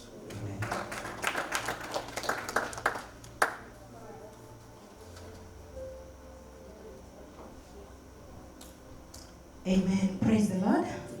We are here to celebrate a soldier who lived a wonderful life, and we are grateful to God. A woman of faith, that was clearly evident, and I honor you all as I stand in your presence. All the servants of God in the house, may the Lord bless you. Thank you for coming to celebrate with us. And the family, I salute you all. I'm so grateful for the Lord, even for the grace upon your life. In Jesus' name, amen. As we celebrate our mom today, I'm wondering, what do I say? But I want to tell us, I feel like there's so much I could talk about, but I want to incline to one story that I was trying to tell Wina the other day, but we didn't finish. So our mom, fell sick. Rather, she told us about sickness sometime November 2023, and it was a journey. It became a journey that we signed up to walk with her. But along the way, when she started her chemo and she started going down health-wise, I remember one time our mom, that woman you see there, was living in that floor. Hallelujah. Was living in that floor. And this one day, she came to church. By the way, she never missed church for like pretty much a whole year. She just came to miss church like towards the very, very last days of her life. She used to go to chemo, she used to do radiation and come. In fact, even the day she had her surgery, she never missed church even a day. Even a day. She never missed church. She used to come to church every Sunday. So this one day, she came to church and she was very, very weak. And I remember telling Winner, we could have lost her that time, but the Lord preserved her so that they could walk a journey with her at least towards the end of her life. Because the Lord has allowed her and David to be part of her journey towards her, the end of her life. And I remember seeing her off through this door back here. That time she was driving her white car. You remember someone talked of a white car? She was driving a small white car. We saw her, I saw her off this door. I used to see her off mostly with a packed lunch every Sunday. So that day I saw her off, and then I ran down. I felt so sad when I saw her off, considering she was going to drive herself to the house. And I felt so sad. And I went straight down. Everybody else had gone down to fellowship with a cup of tea there. And I remember I went where, as the servants of God, we sit. And I told them, I just saw Pastor Speranza off, but I do not think it is safe for her to go home by herself. So we decided, after tea, we are following her to her house. Hallelujah. Amen. We are celebrating. You're all looking at me like we are mourning. This is not a mourning story. It is a good story, I'm telling you. It is a story of faith. So we got there around, because before we left, there was something came up, another one came up. We followed her up around maybe 3 hours later. We followed her to her house and we found her in the car. Did I say she was living in third floor? She was still in the car, wondering how to go upstairs. Hallelujah. So we get there, and we are trying to call her because we didn't even know her house. We are trying to call her to give us the house number, and she responds to a phone call from a car that was next to where we parked. And we could hear her talk. And we were like, oh, so you've been here? She's like, oh yeah, I decided to take a rest here before going up, because I know it's going to be an uphill task to go upstairs. So we tell her, okay, we are here, we're going to walk with you, we're going to take you to the room. We are like, I think 6 of us or 8 of us. So tell her, okay, come out, we're going to walk you upstairs. So we get to the stairs, and we tell her, okay, you go ahead, we will follow you. And she refuses. She says, you go ahead, I will follow you. I've been going through the stairs every day, going to my appointment. So just go to the house. She gives us the key, says, you go, I'll follow you. And sure enough, we go. I think Pastor Mina was left with her. And a few minutes later, she follows us and she comes to the house. And guess what? We thought we were going to encourage Mom. You know? We thought we were going to encourage Mom. Mom preached to us. She preached to us. She became the encouragement to all of us. In her weakest moments, Mom was the strongest encouragement. And as most of us have said, Mom has never acknowledged pain. Even though at one point she confessed, she never felt pain. She didn't pretend about it. She told me that many times even the doctors they would ask her, how much pain do you have? They gave her all the narcotics, but she couldn't take them because she did not probably her pain level did not hit where they were expecting. She shocked doctors in so many ways. Many times she went to the doctor and they were expecting a bad report, and she would become the... One time I remember she told me, she went to the doctors and they were asking her, what do we do? And she told them, nothing. I believe in God. What are you talking about? I mean, they were trying to show her like things are so bad, and she was telling them, no, but I believe in God. Don't you believe in God? Many times she went and preached to the doctors. I am here to celebrate a hero of faith. Hallelujah. I am here to celebrate a hero of faith. I didn't finish that story. So that story ends like this. That night where we stopped with Winner, we tried to convince Mom to get a house in first floor. Hallelujah. Praise the Lord. We took it upon ourselves to convince Mom in the midst of her chemo to get a room in first floor. Guess what? She refused. And she climbed those stairs until the last day she drove to the hospital and never came back. She never quitted. She used to go upstairs, she called it her house, and she used to go to that house every time from chemo, from radiation, and she would go up 6 flights of stairs to that floor. And she didn't miss an appointment, and she did not miss a church service. Hallelujah. I am here to celebrate a hero of faith. Amen. I am here to celebrate a hero of faith. Praise the Lord. Amen. At one time, we gathered here as women. Those of us who are in that meeting can agree with me. And I came up with all the plans. Because Mom got better, by the way, by the confession of her mouth. She got all better. She got healed, by the way. She went through chemo, and she got healed. And all those songs we have recorded her here singing was after all the chemo and all the treatment. And she got well. She stood on her feet, and guess what? She went back to work. Hallelujah. Praise the Lord. She went back to work. Hallelujah. And I remember this one Sunday, I came up with a very good plan to try and convince Mom not to go to work. And I sent her away. I told her, Mom, you know what? Just go downstairs, because we're going to be talking about you. And by the grace of God, the Lord enabled us to supply her needs, her basic needs, by the grace of God. So I called the ladies and told her, are we failing anywhere? Why would Mom want to go back to work? And I wanted us to do a math properly. Is there a chance that we are failing anywhere? And that's why Mom really want to go to work. And guess what? The response was, now, I have not lacked. I have not lacked, but I have a greater vision. I want to go back home and serve people. Hallelujah. I want to go back home and serve people.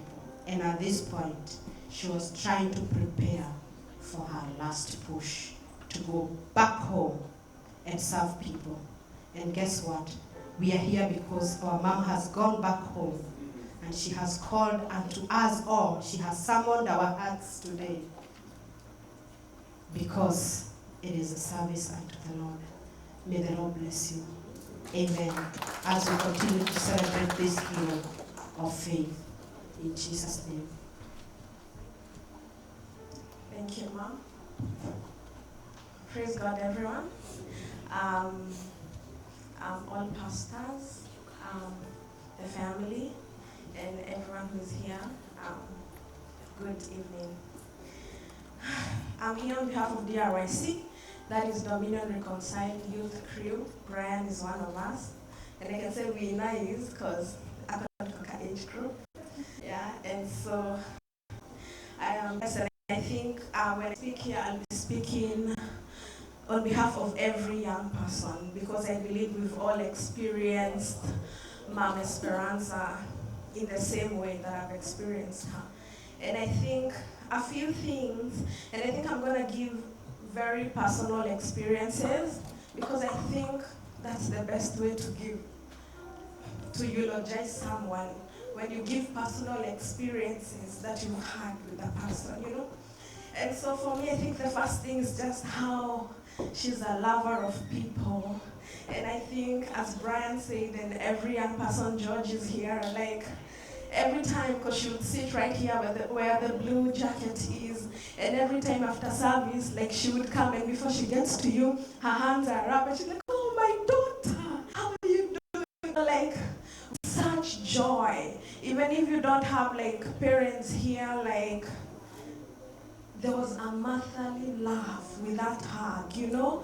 Like, and she was very interested. I remember, like, even before I got married, she would hug me and tell me, I am still waiting for the day the Lord will do it for you, you know? And it was very exciting because I was laughing the other day when my husband and I went to the hospital to see her. And I was laughing at Wina because when we got there, she was like, Morogi and Sam, oh, my children, God bless you. You're here, yes. And then she was like, okay. And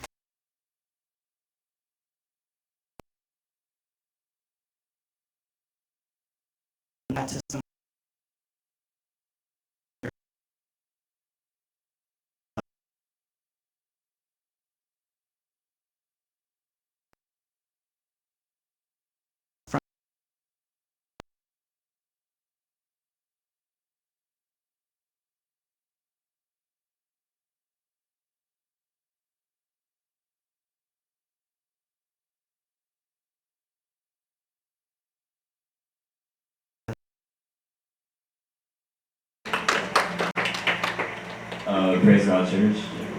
My name is Sam, and one experience, or a few, that I've had with Pst.Speranza is whenever I go to her house with my mother. And one time when I went to her house, she was very nice, especially with me and my mom. Like for me, she would always say hi to me and be nice to me, like every Sunday. And then for my mom, she'd always talk to her and laugh with her, like whenever we head to her house and eat food, you know. And then one time while I was at her house, she prayed for me, knowing how far I've grown, and from that moment on, I've I've held on to that prayer. And yeah, she'll always hold something dear to me in my heart.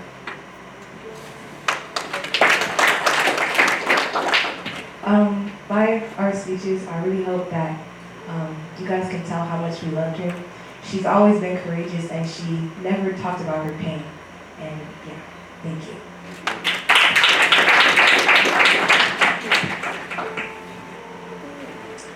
Amen and amen. Let us give them another hand clap in the name of Jesus. Hallelujah. Hallelujah. Well, I believe that this is one of the best things that we can do as a church family, as a family, to feel that we have had a good closure. Amen.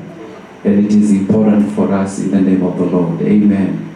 So I'm going to give a few more, and I still want to insist that we take shortest time possible.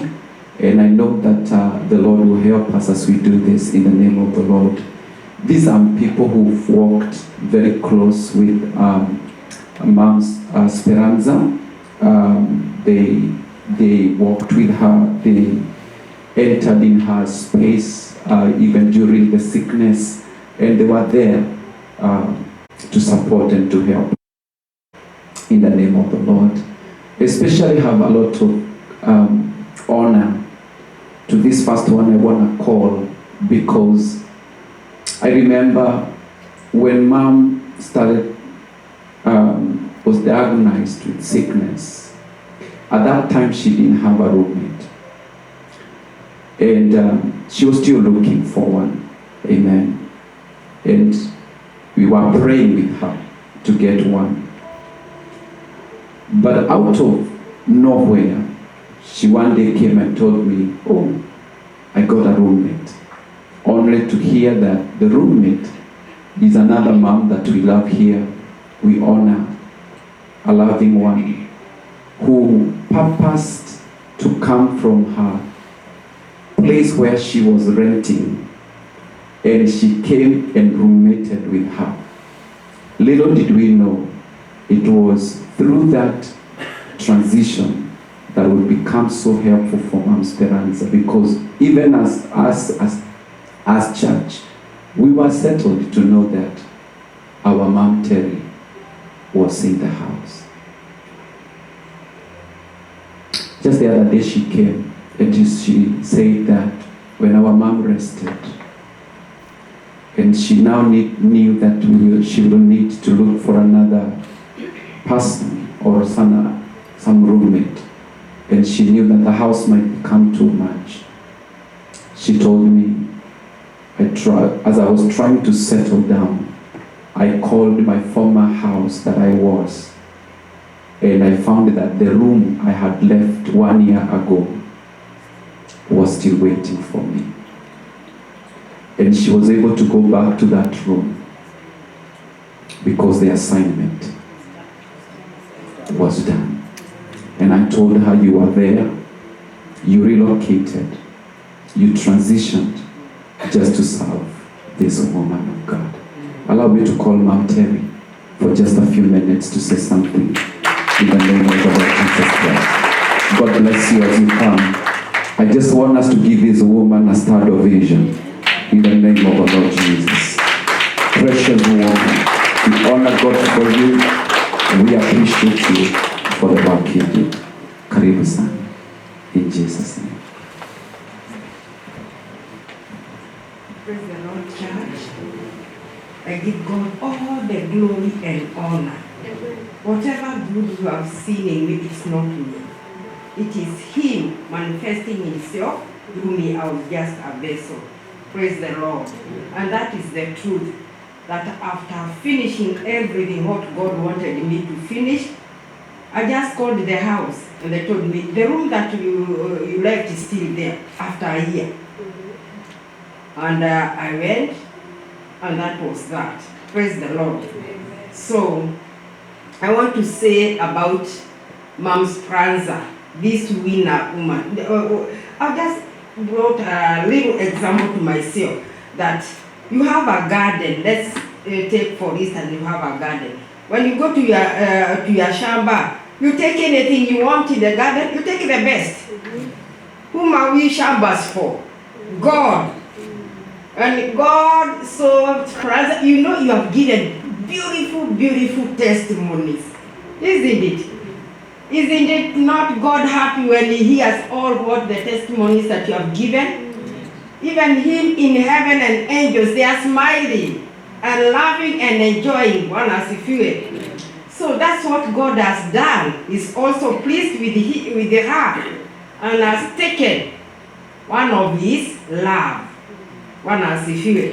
Amechukua mpendwa wake hata yeye afurahie kama vile nyinyi mmefurahia. Bwana asifiwe. Na mbinguni ishangilie kama vile hata nyinyi mnashangilia. Ninajua in a little moment we are crying because like me, I'm just giving myself strength. If I could be called before that when the rest were going here, I could have added them more. But now, at least, the people who have come have made me stronger and stronger and stronger to speak before you all people. So I thank God for my, the first time that we met. Pastor Maina, the one when I was directed to come to this church. He came to take me from my house where I am now. And then after that, our dear sister Grace was carrying me. And then after that, Pastor Speranza said, I'm the one who will be taking her. So she was coming from where she was living, coming back there, taking me and bringing me to the church. And then again, because she had a car. She had a brown car. Yeah, taking her and taking me. And then one day, I told her, she's a good encourager. I told her, then she told me, you know what? People have been coming from Kenya and they are driving all the way. They come, saying 2 weeks, 3 weeks, they drive. Why are you not driving yourself? You are going to drive. I told her that I know a little bit to drive. What? You know how to? And then she came out of her car. Sit here. then she was telling me, let me take you somewhere so that I can see how you can drive. I drove the car. Then to the place where she wanted me, and then she told me, no, now. You are going to take me to the bank. I remember.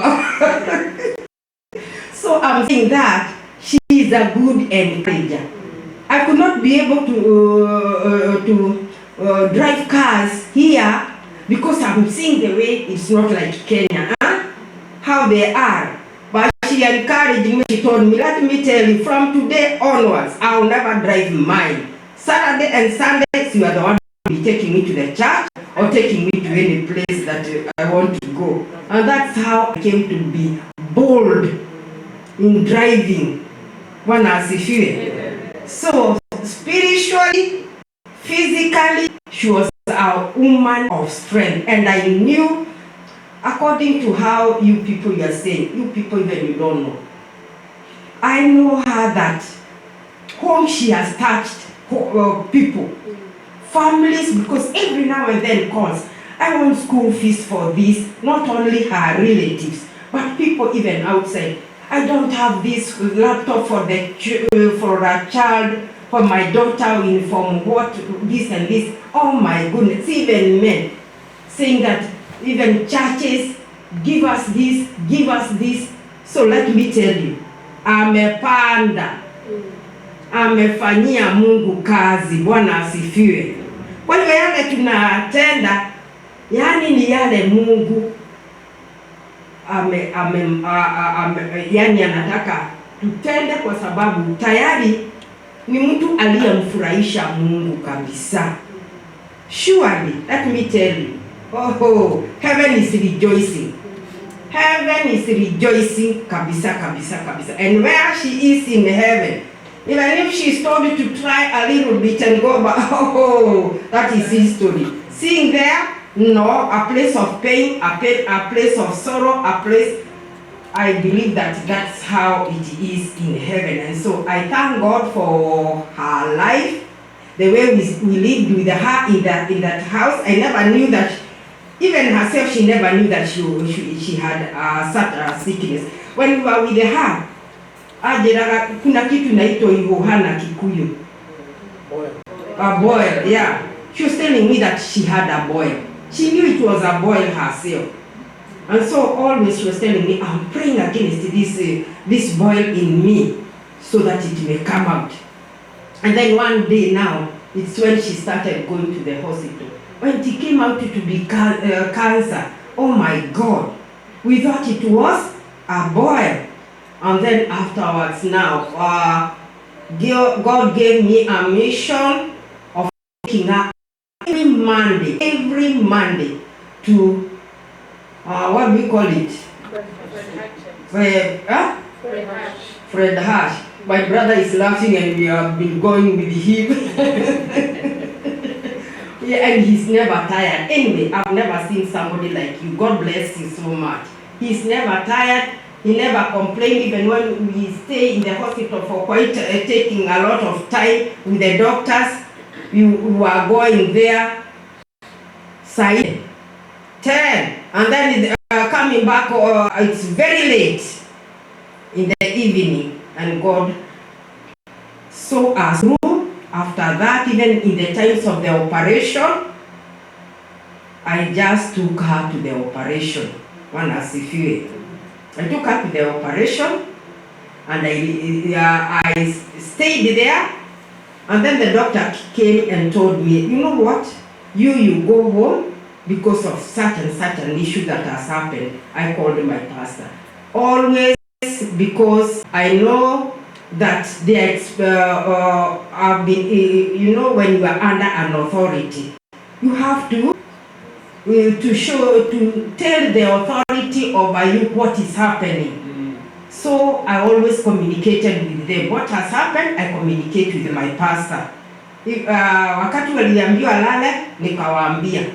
And so I said, I want to go home. Then the son told me, let me tell you, don't take a bus. Call an Uber. The way you came, call an Uber, I'm going to pay. That is David.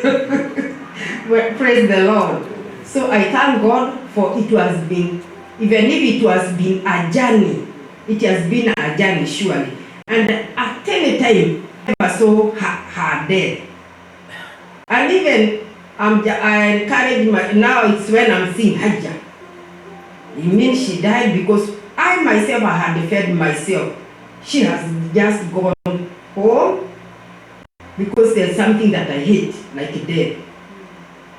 I believe that is the way that so many, that is the only way, although I say that. I agree with the word of God that says there is rapture. Not everybody will die. And I believe that our sister did not die. She switched from this body and went to heaven. One as if you were. And the body that was bringing peace and peace and peace, you are left to with it.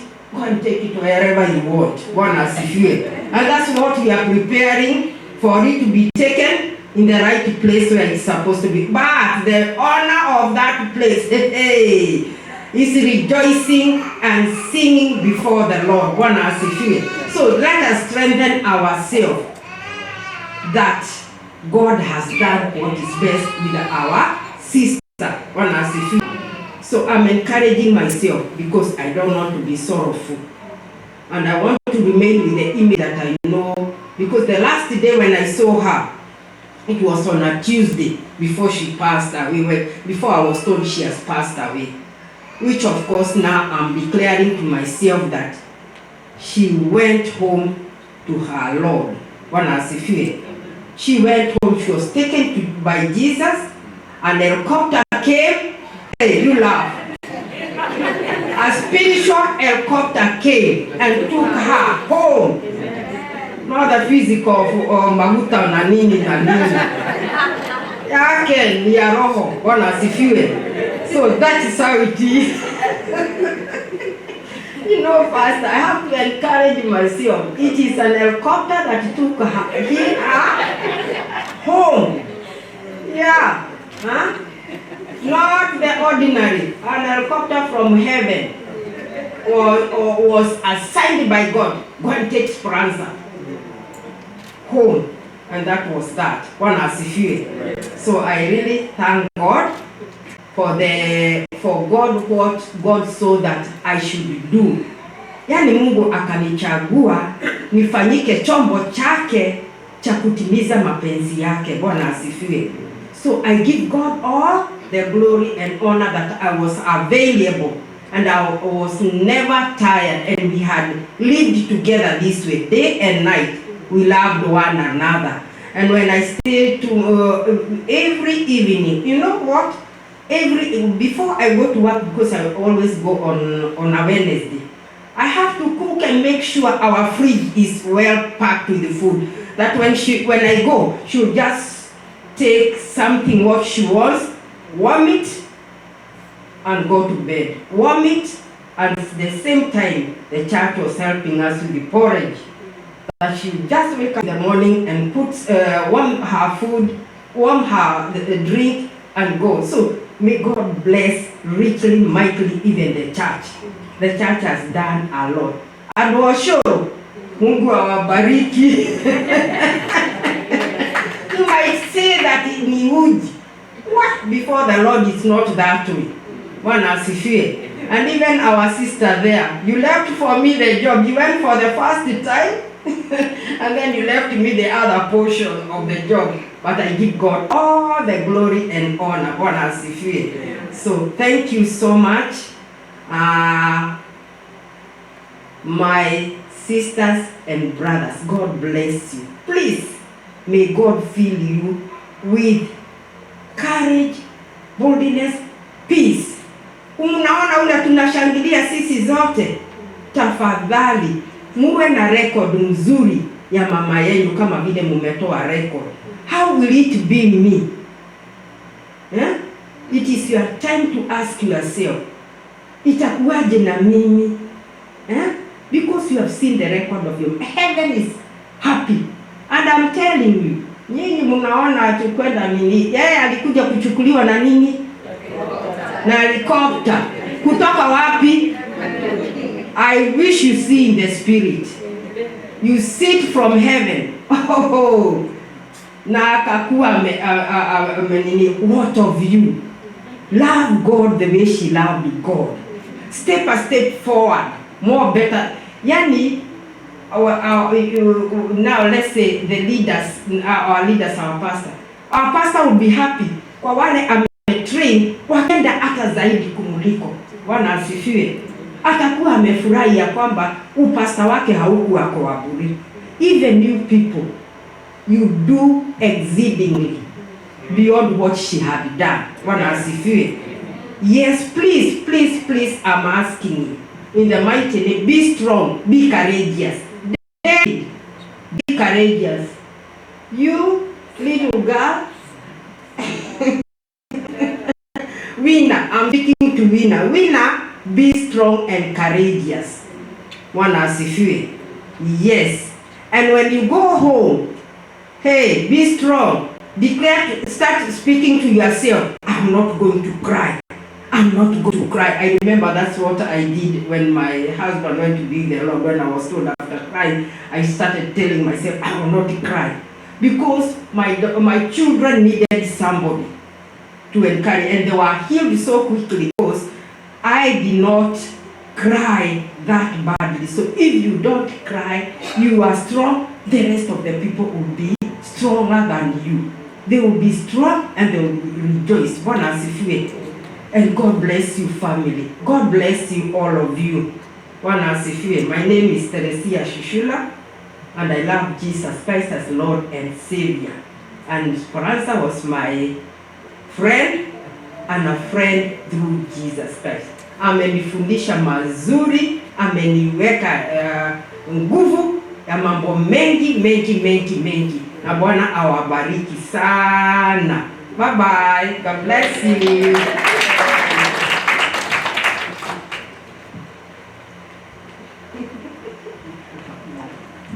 Thank you, Mom Terry. My name is Ann Paris. I want to tell you about the journey I had with Mom. She used to be a member of this altar. So one Sunday, I was called by Mom. I was going to take Shai downstairs, Mom and Minister Elizabeth, and they told me that Mom is ready to go to the hospital, and that is the day that she could not breathe. So I was to go with her to Fred Hatch the next day so that we can do her biopsy. So the next day, I called her when I was in Tacoma because I knew the struggle of moving from upstairs to coming down. So from Tacoma, I had to call her when I'm in my house so that she can start coming down because it took time. So I called her and I told her I'm on my way, coming to take her to the hospital. And that is the first day we went to Fred Hatch. On my way to Fred Hatch, I remember she talked to David, and that day David was in tears. I know David didn't know there was somebody in the car. David was in tears and Mom could not talk, so I kept telling her, don't pick up phone calls, and she told me, this one I have to pick it up. And David was in tears, and all she did was encourage him and telling him, Fafa, I'm okay, there's nothing wrong with me, because she didn't want anybody to know that she's in pain or she's not able to breathe. So they talked for a while. Then we went to Fred Hatch. And when we went to Fred Hatch, the doctors, we went in and the doctor was examining her for the very first time. And when the doctor was telling her what she has, she was acting like she's not understanding. So the doctor told me, explain to her. And then she told me in Kikuyu, but the Lord is still on the throne. I'm understanding what the doctor is telling me, but the Lord is still on the throne. I know they're not the ones, they are talking what they have read, but I'm talking also what I know. In my spirit, I know the Lord is on the throne. Even my pastor told me that the Lord is on the throne and he will heal me. So I am not going to listen to their words. So the doctor kept asking me, did she tell you what did you tell her what I told you to tell her? And I said yes, because I could not say anything else. That was the strength she had. And every time she told me,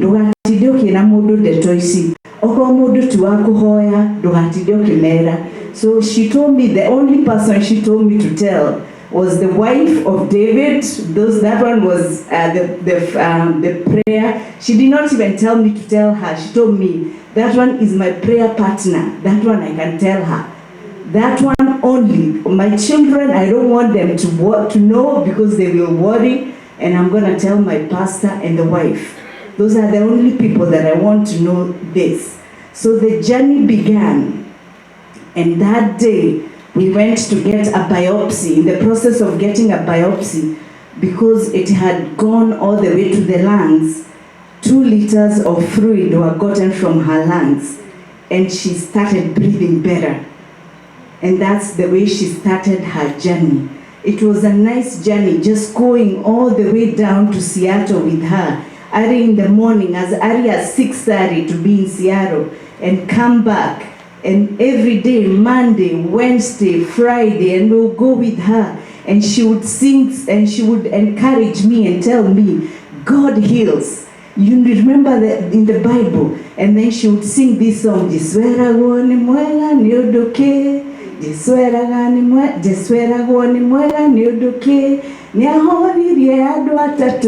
and she would sing this song, very encouraged. And instead of talking, I was quiet all this time because she had so much strength and she could encourage me. Me being a nurse, I know what I know, but her being in faith, she was encouraging me and telling me, don't think of those things that you read in books. I want you to know the things that the Lord has said of me. And I was telling her, okay, I understand. And she was telling me, if you start telling people, they will think like books. But I don't want people to start thinking like books. I want people to start thinking like my Father, the God that I serve.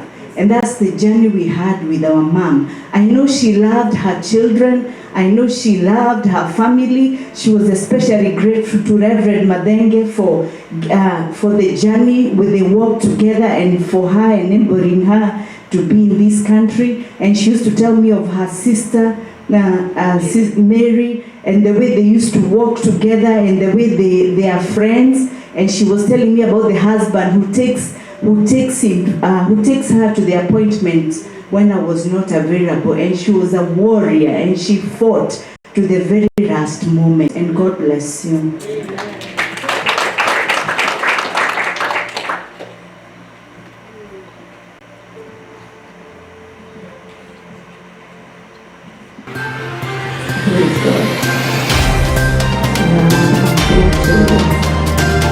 Give God thanks for what He has done.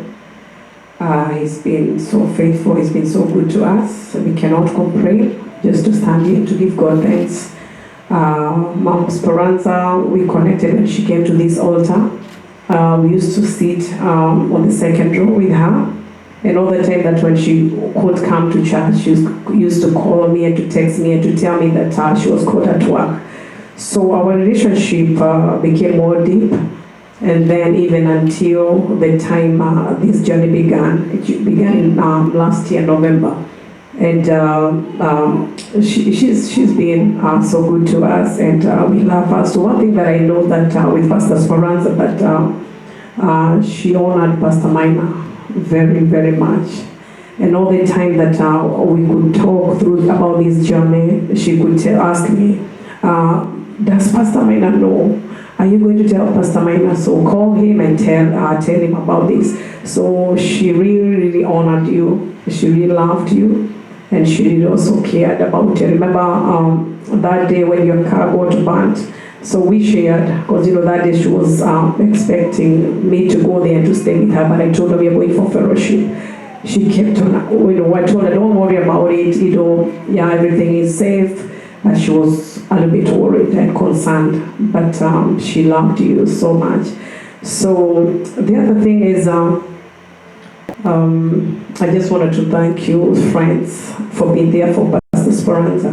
So she cannot come back and thank you for what you have done. You've been friends, you've been there for her.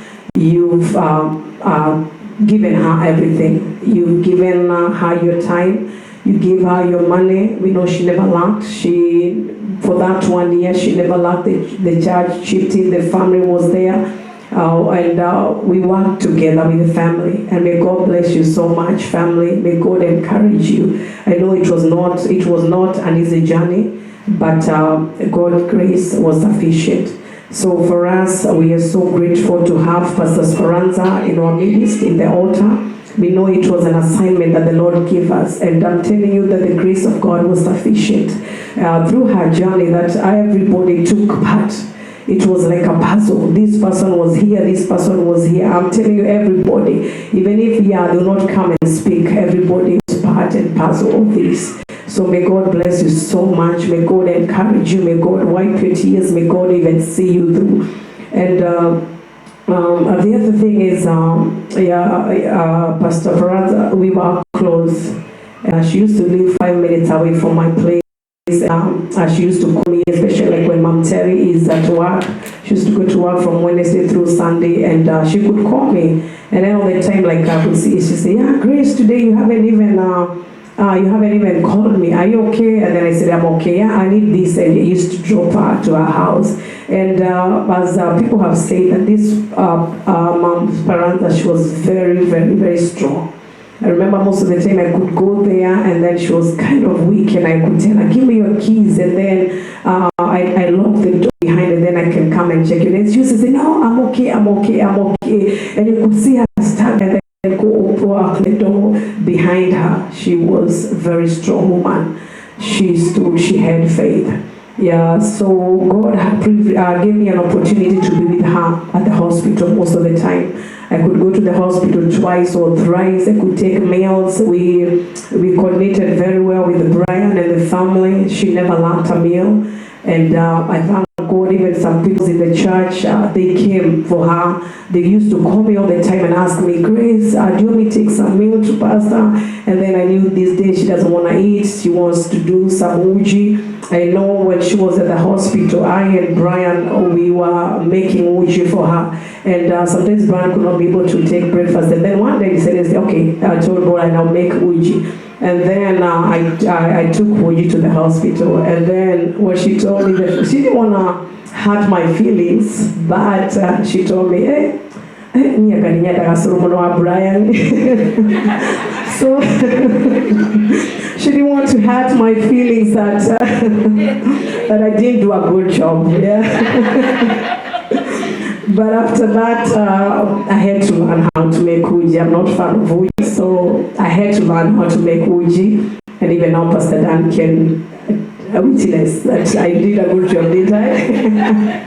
Because one time, yeah, he came to the hospital and we shared a cup of fish, and she said, "Oh, Grace, you do make a good uji." So she was very honest. She could tell you at ease. And we loved Pastor Speranza so much. I used to call her Mom, Pastor Speranza. And I loved her so much. So whatever that you did to her, it is only the Lord that can be able to give it to you. The Bible says in Proverbs 19 verse 17, that whoever is kind to the poor lends to the Lord, and he will reward them for what they have done. Pastor Speranza will never come to your any event or anything, but I'm telling you that the Lord will visit you, the Lord will honor you, the Lord will bless you, the Lord will encourage you. So you did not do it to her, but you did it to the Lord. So may God bless you so much. So in that journey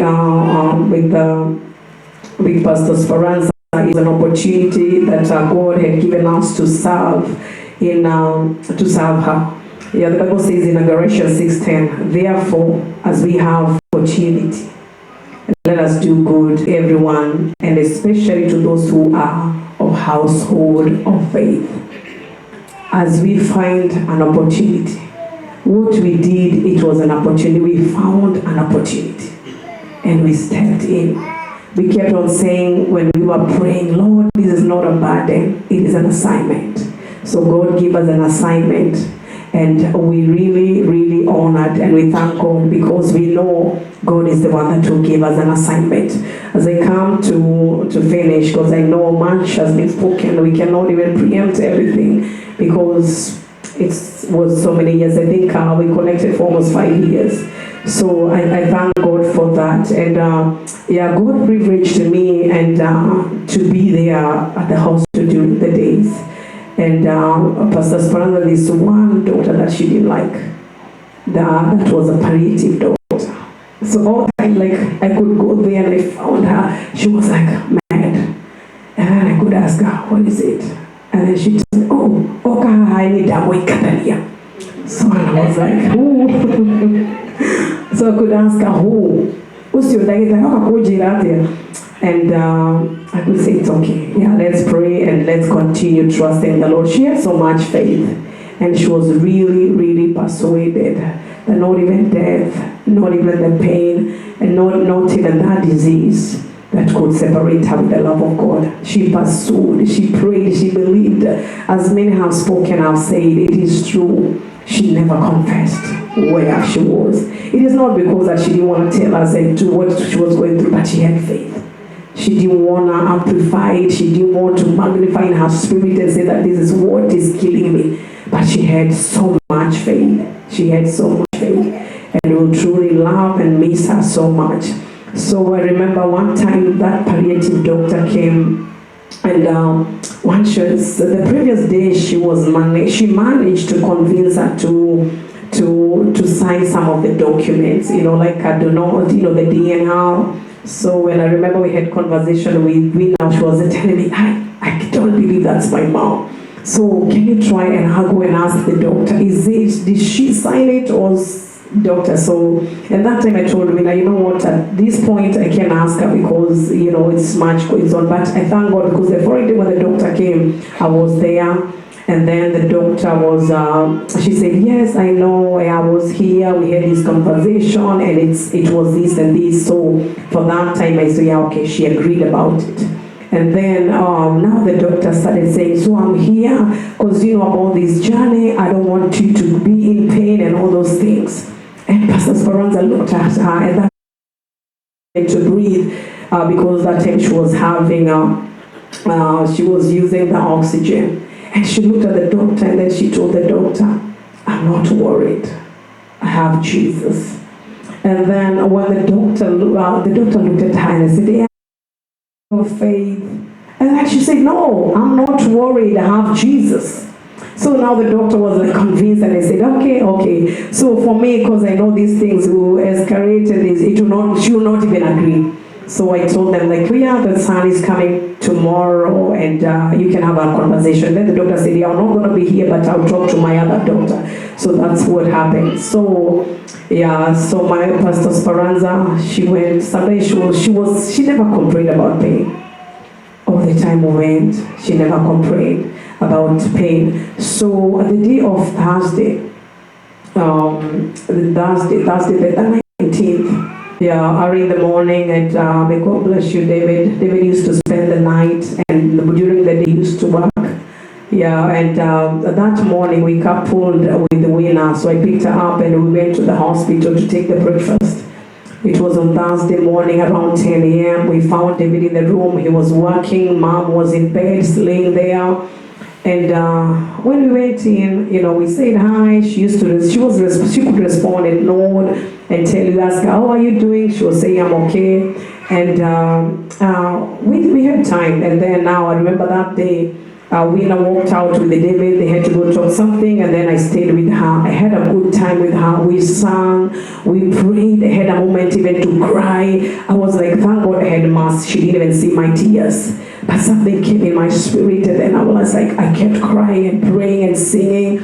That was around morning hours. So, and then by 12:30, we are all in the room. Wina was there, I was there, and David was there. So the doctor came in. And then he said, okay, so I'm here to tell you that it might be the maximum of 2 days. And I'm so sorry.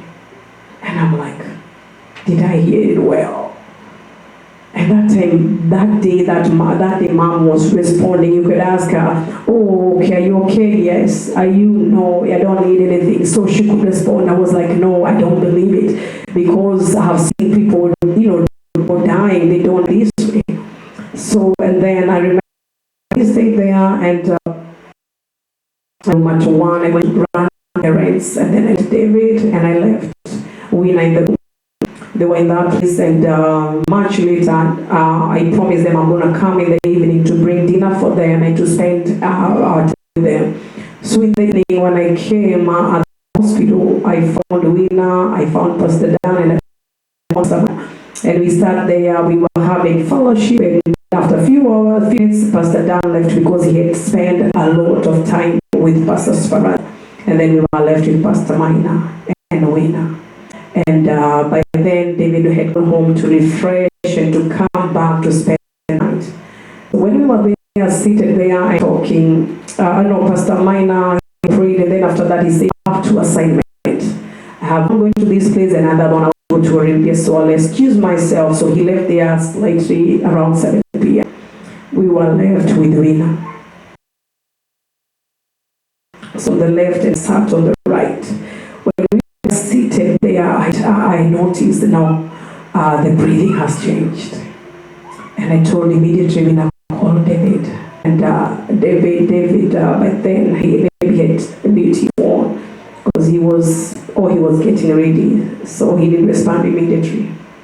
And after that, we said, let's call the nurse. And then we called the nurse. The nurse came, and the CNA came. She didn't even hear, she didn't understand what we told her. So the nurse never came back. So and then after a few minutes, mom's breathing started, being shallow and all that. Then I told her, no, this is it. So we held her hands, we squeezed her, and then until the last breath, she rested. She rested from all the labor. And then after that, the family We called the nurse came and then confirmed and then said, no, I cannot confirm it alone. Let me get then the other person. So he called another nurse. He came and he confirmed. I immediately came in and then I told her, plan, please can you go get David? He went. And then after Jackie came, so it was like, you know, called, everybody came in and then now Auntie Mary and they came, we all came and gathered in the room. And then immediately I called Pastor Minor, and then Pastor Minor came. So and then Minister Jennifer came. So we were a team of good people.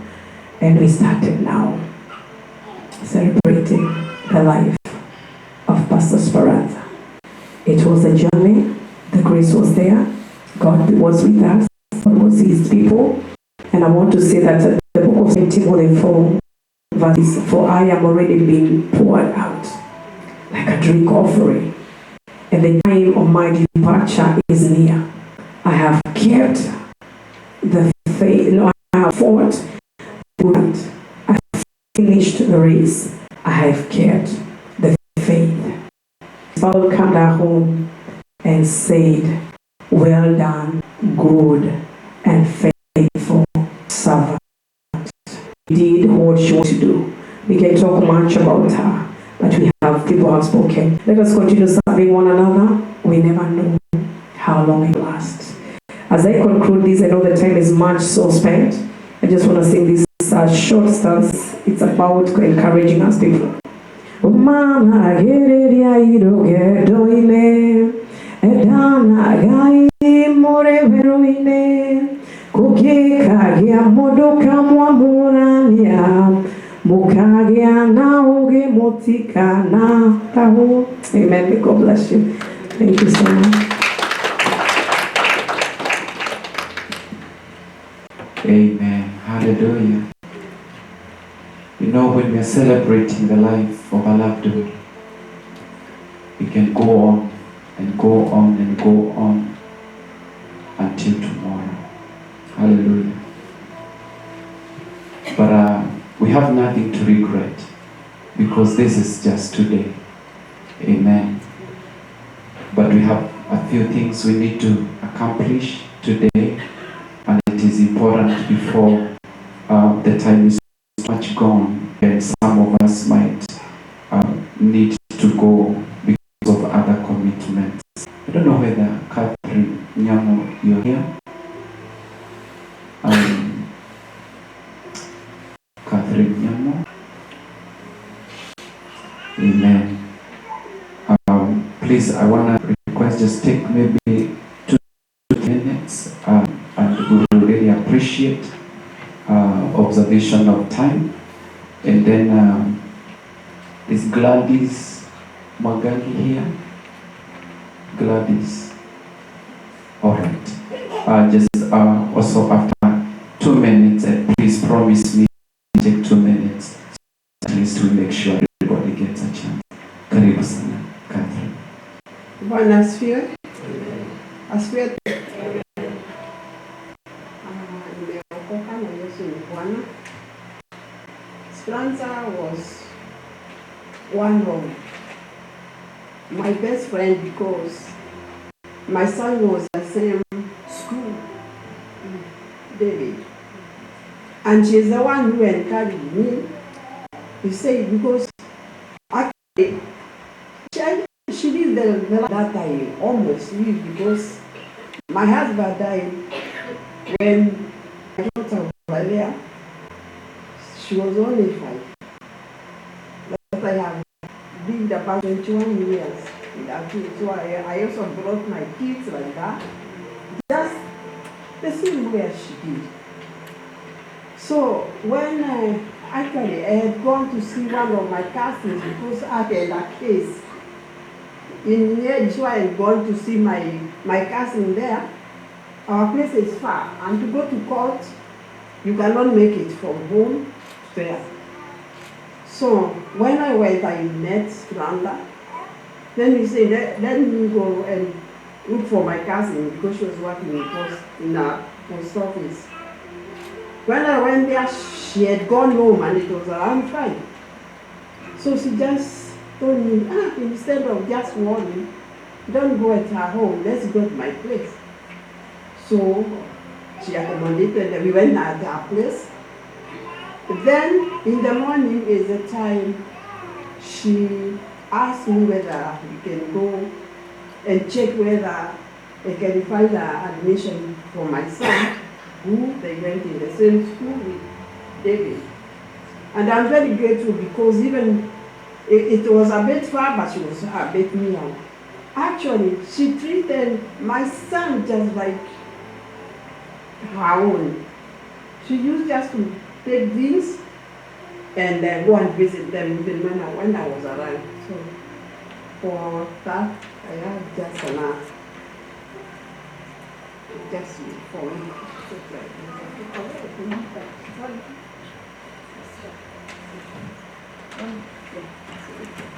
I read it on behalf of Mom. Speranza was not just a friend, she was my best friend, my sister, my confidant. When we met over 50 years ago, we formed a bond so deep, so pure, that it became one of the greatest blessings of my life. Together, we weathered storms, raised our children through some of the most challenging times, and leaned on God to guide us through every step. I will never forget her unwavering support when my husband passed away. In one of my darkest moments, when my son was finishing primary school, it was Speranza who gently advised me to enroll him in the same school as David. She wanted to ease my burden, to ensure I had one less worry weighing on my already heavy heart. That was who she was, a source of wisdom, strength, and unshakable love. Speranza had a unique way of lifting spirits, even in the bleakest of times. Her laughter was infectious, her words soothing, and her presence a comfort like no other. I hope in some small way I was able to be that for her too. Losing her is a heartbreak I can scarcely put into words. I will miss our long conversations, our shared tears, and the countless moments of joy and laughter. But even in this grief, I find solace in knowing that Speranza was a woman of deep faith, and she's now sitting at the feet of Jesus, basking in eternal peace and love. Heaven has gained an angel, and though my heart aches with her absence, I will honor her memory by celebrating her incredible life she lived, a life marked by kindness, resilience, and love. Rest peacefully, my dear sister. Until we meet again, know that I will carry your love in my heart forever. I love you, Speranza. Thank you.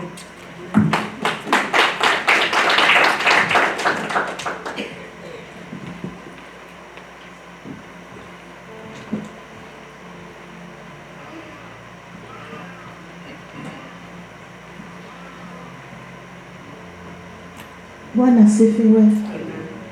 Majina naitwa Gladys. I used to work with Speranza.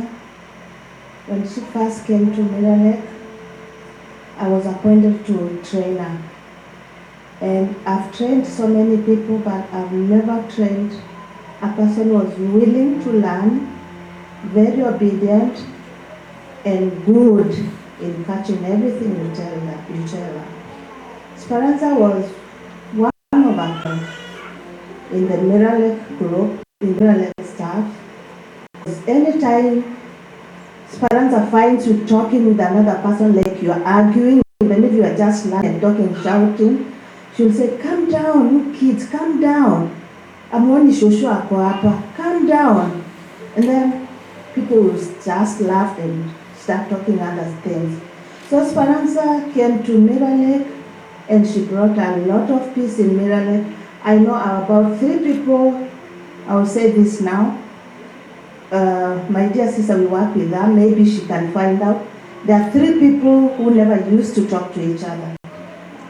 And Speranza saw that, and she kept it to herself. And one day she called me, she told me, "Kairetu, what is happening to these 2 guys?" They told her, "Yeah, they don't talk. I've tried, I don't know what." She called them and she told them, "You people, you are from Kenya, I'm from Kenya. This has to stop." and it stopped. So Speranza was a light, she was a blessing, and she was a woman of faith, everybody has said. We used to pack lunch for her. I've eaten that lunch. Never packed for Speranza. Because every Sunday she comes to church, she'll tell me, this week unaenda church, hii wiki ni mimi. So she'll tell me, when I go to church, I'll bring you food. You don't bother to bring me food. I never brought her anything, but every time she came to church, she'll bring me mandazi sana sana. And tell me, these mandazis are from church. She kept on talking about her pastor, Minor. And she used to talk about David. She used to tell me about David so much. So I know Speranza was in a good place here. And back in Mirror Lake, she was also in a good place, and she was a light, a candle in a dark place. Because everybody used to look at her, and nobody wanted to do anything wrong. Speranza a jewel. So she'll be mad with you, and that is Speranza. We'll miss Speranza. I'm standing here as Mirror Lake. We were 3 of us, and 2 of us, and but to miss her. Is a good person, but like she has said, God is what is good. God wanted this good to his fridge, not to his table, to his fridge, to keep it there. So Speranza was best than us all. That's why God picked her. I know if we ask a question, who wants to be picked next, everybody will run out of this door. But I will not ask that door, because I will also be one of the people running out of the door. Anyway, Speranza was good. And Speranza, rest in peace. Miss you, Mom. She used to call me Kairetu. And I asked her, why are you calling me Kairetu? And I think of the same age. And she said, no, see, I would explain. Then she told me her age. I was like, okay. So Speranza, rest in peace. Miss you, but we know you are in good hands. Thank you, everybody. Pastor Maina, zako nimesikia mingi sana. Asante.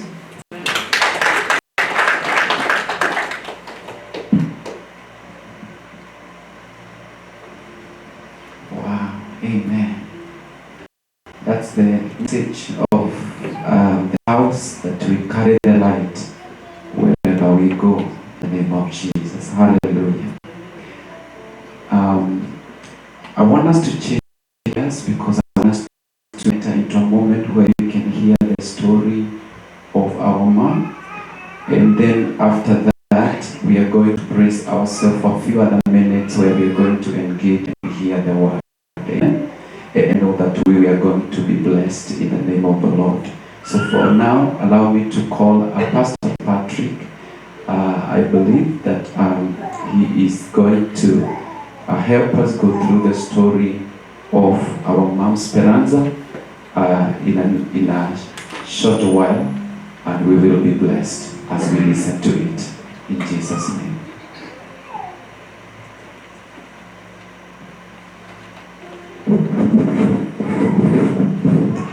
Amen. Before we also hear that, allow me to make that announcement. If our usher at the back there, you can sit with a basket, that those who may want to leave and you desire to give something towards today, please don't go with the money that you had decided to give to us. Please leave it to us, and we will be so encouraged in Jesus' mighty name. Amen.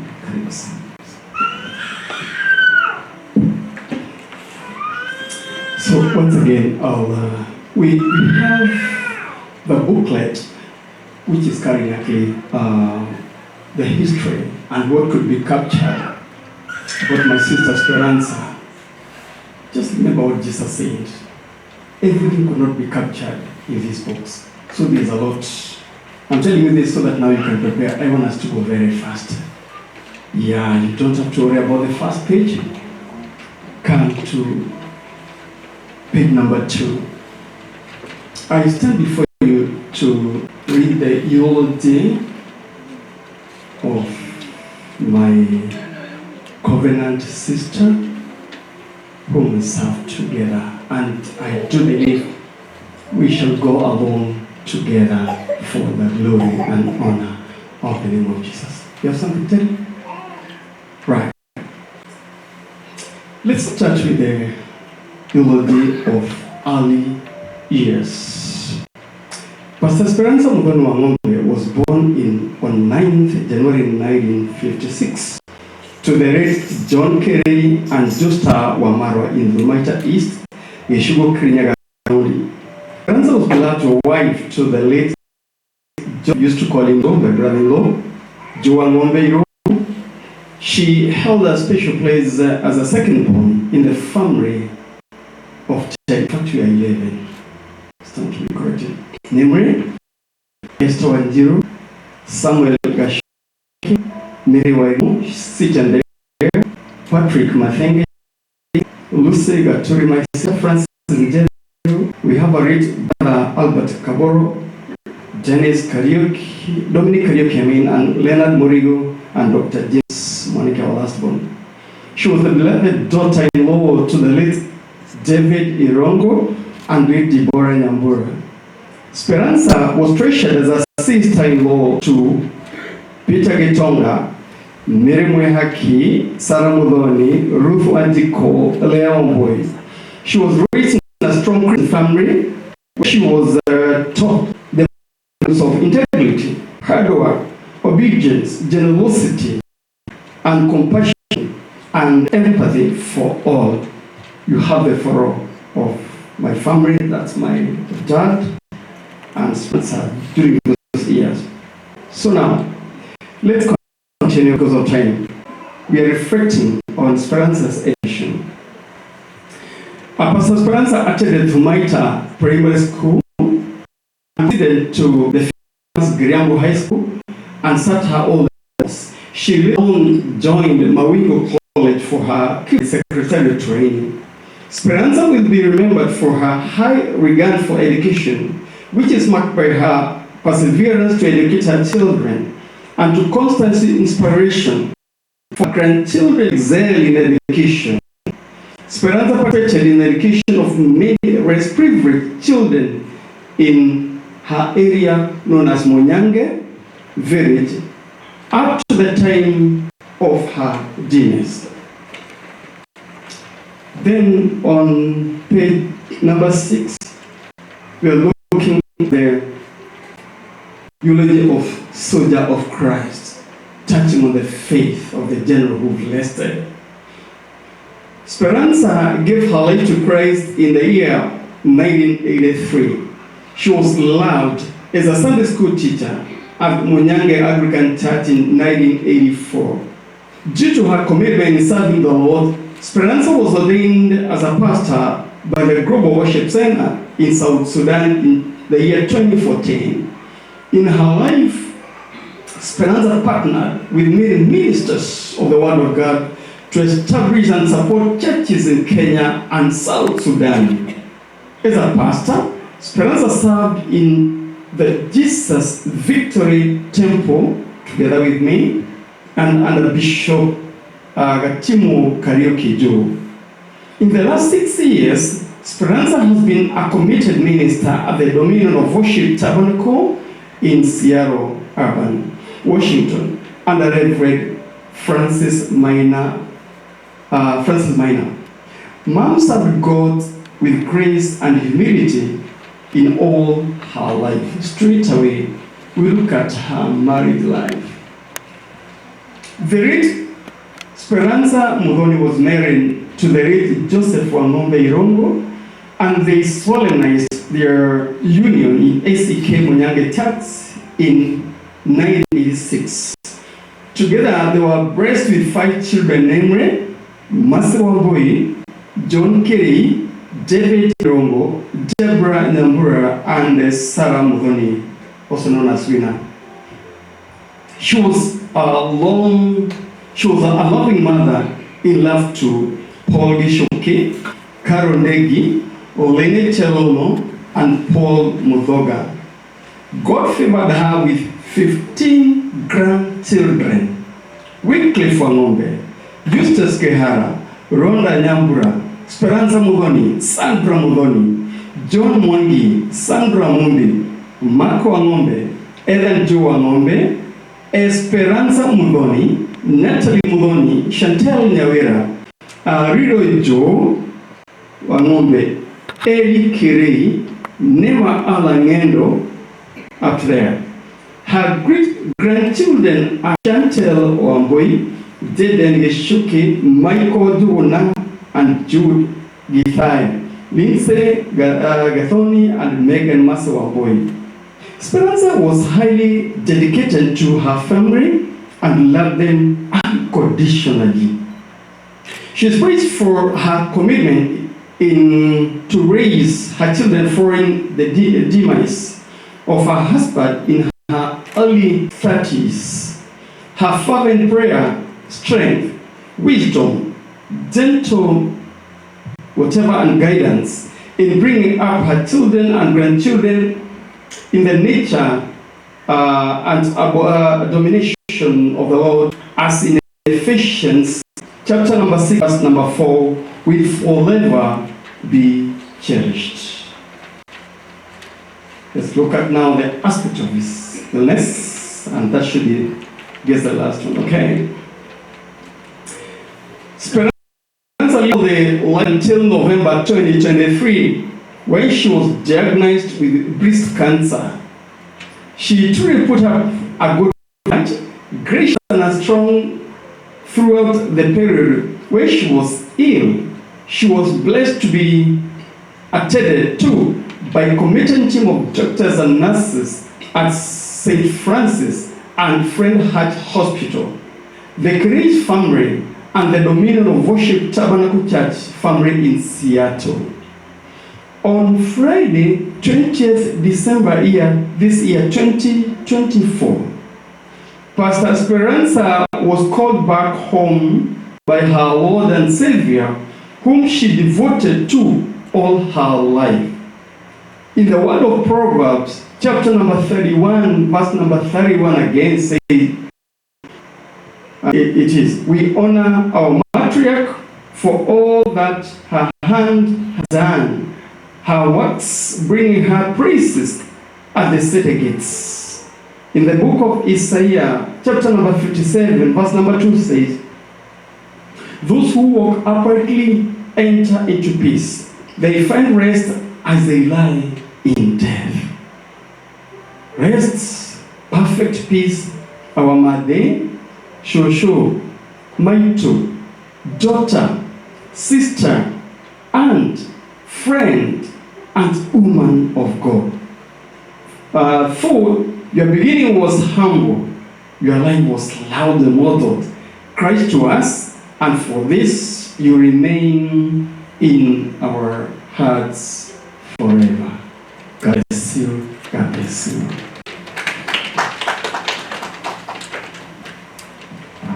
Hallelujah. Let us give it up again for such a wonderful session of the best way of memorializing our mom today in the name of Jesus. Hallelujah. We are going to shift gears a little bit, and I know that we are going to be blessed. And I will just want to call one of our pastors who we honor and love to come and help us as a church to honor God for all the servants of God who are in the house, and also give a word from the pastoral department. And after that, I will request that our worship team, we're gonna come with just one worship song also, so that we can hear the word tonight as we come to the climax of this memorial service. Pastor Martin, I will welcome you in the name of the Lord Jesus.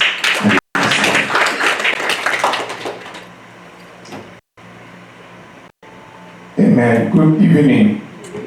Praise the Lord. I want to say that we bring our condolences to the church and to the family. It's been a journey. It is such a tough journey. But one thing I can tell you, God is on the throne and He is faithful. One thing that amazes me is what the Bible says, and I don't want to say a lot of things, but one thing that have caught my attention in the Bible is the book of Hebrews chapter 11. If you read the verse 35 from 5b, the Bible talks about those who went ahead of us, the suffering they went through, including persecution. And the Bible says the only thing they obtained is a good report. The highest level. This week the Lord just ministered me, and I was at the highest level of relationship with the Lord and with Jesus Christ. The highest level is the level of suffering. That's right. I want to repeat that again. The highest level. And as sometimes people ask, why do people who are believers and Christians go through suffering? Because that's the highest level. That you can still suffer and still love the Lord. You can go through pain and still love the Lord. You can be sick and still say Jesus is the Lord. That's the highest level. And if the Lord can entrust you with the pain and you still have a testimony, I can tell you know Him well. Because most people forsake the Lord in the time of pain. And if you go to the next chapter, chapter 12 from verse 1, the Bible says, since now we are surrounded by many witnesses, like a crowd. She has already joined the witnesses in heaven. She's among them, cheering us and cheering you, the children, and telling you, you can do this. You will make it. Because where she is at is better than where we are. And I can tell you one thing that I will not forget, is that either way, whether alive or dead, the battle is won. That's right. Can I say that again? Yeah. Whether alive or dead, we believers don't lose the battle. No. It is won. Alive in Christ, yes. Dead in the presence of the Lord. Whether alive or dead, the battle is won. That's right.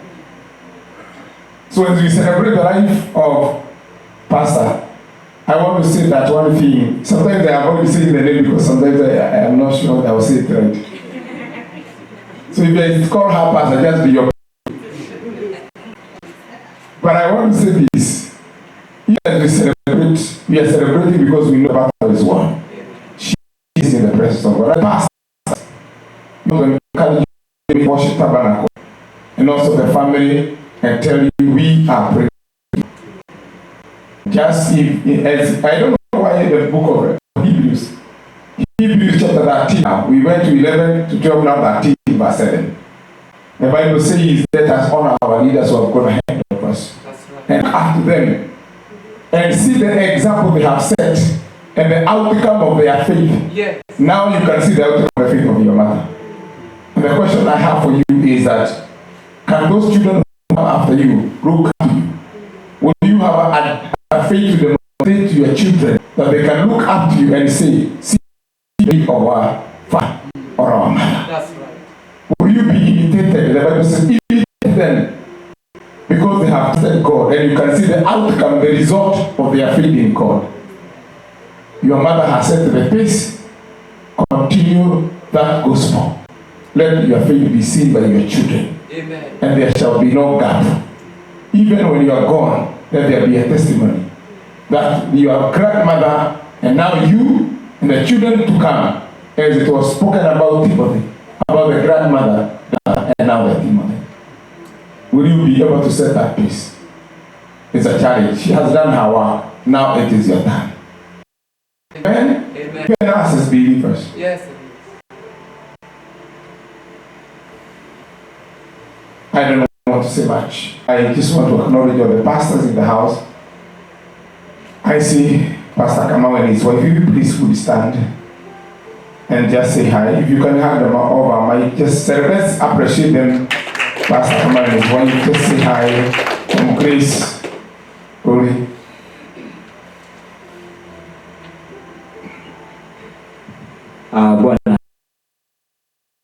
On behalf of the International, we like to pass our condolences to the family of Dominion of Worship Tabernacle and the family of our mom, Pastor Speranza. We are grateful for what mom have left in the city. We are just being left with one question: are we going to leave the standard? May God bless you. It's me, it's my wife Lillian. We are blessed to be celebrating the life of our mom. God bless you. Amen. Let's appreciate them in the name of Jesus. Then we have Apostle Martin is in the house. What a blessing. Let's appreciate this man of God. Amen. Let's say something. Oh, he's okay? Yeah, that's okay. Then let's hand over the mic to my wife, Pastor Mina. Let's celebrate her in the name of Jesus. And she says hi. Amen. Hallelujah. Allow me to say these words. When I lost my mother last year, Pastor came and whispered to me after funeral. And the word that she told me is the word that I needed that time. A mother word. She told me my husband passed when I was very young. And when I wake up at night, I could see him and I could tell him, continue resting in peace. I want to tell you this word.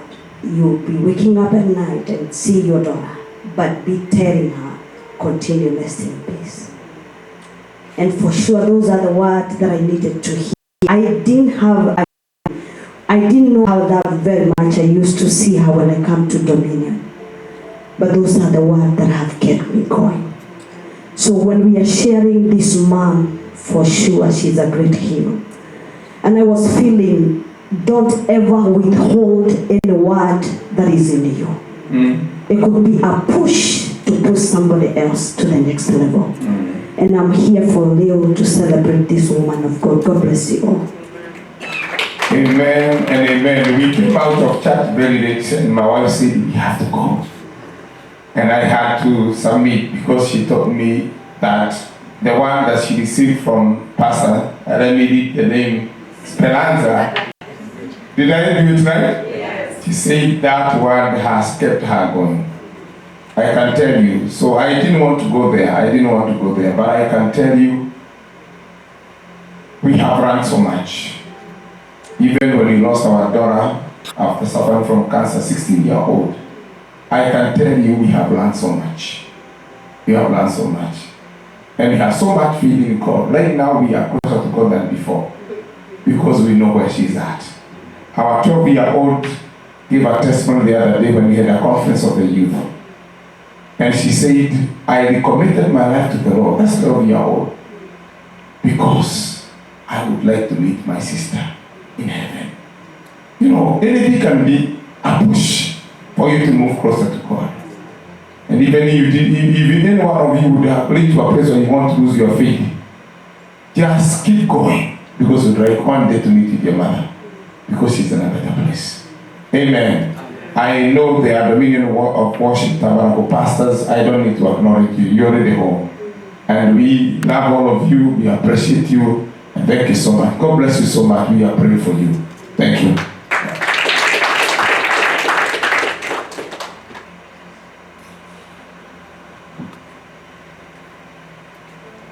Amen and amen. I want to call upon our worship team, those who are still here.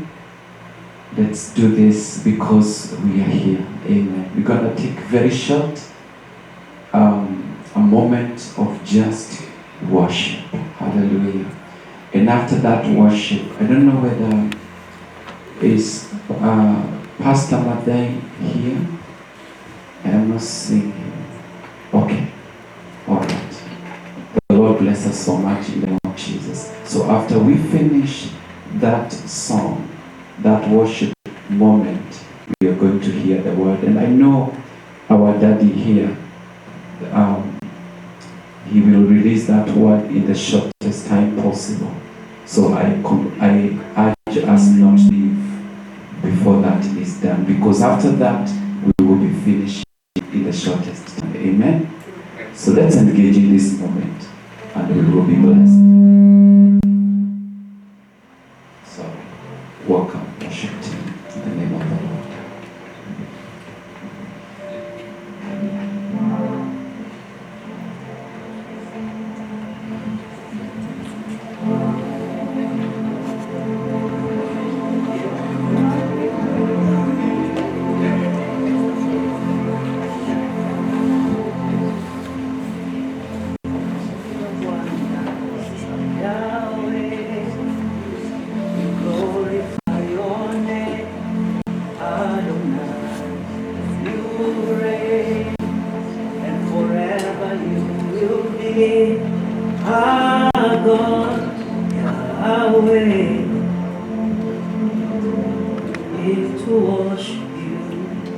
God of wonders, Yahweh, we glorify your name, Adonai, you reign, wherever you will be, our God, Yahweh, it's fun to worship you, God of wonders, Yahweh.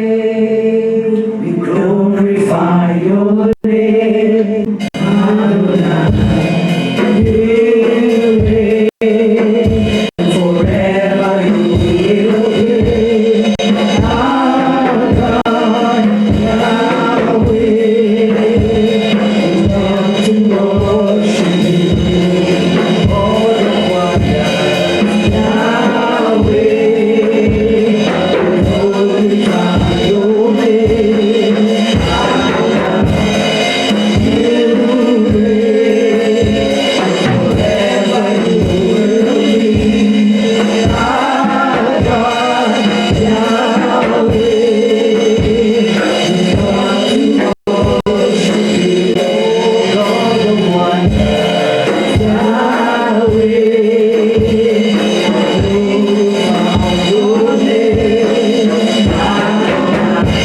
glorify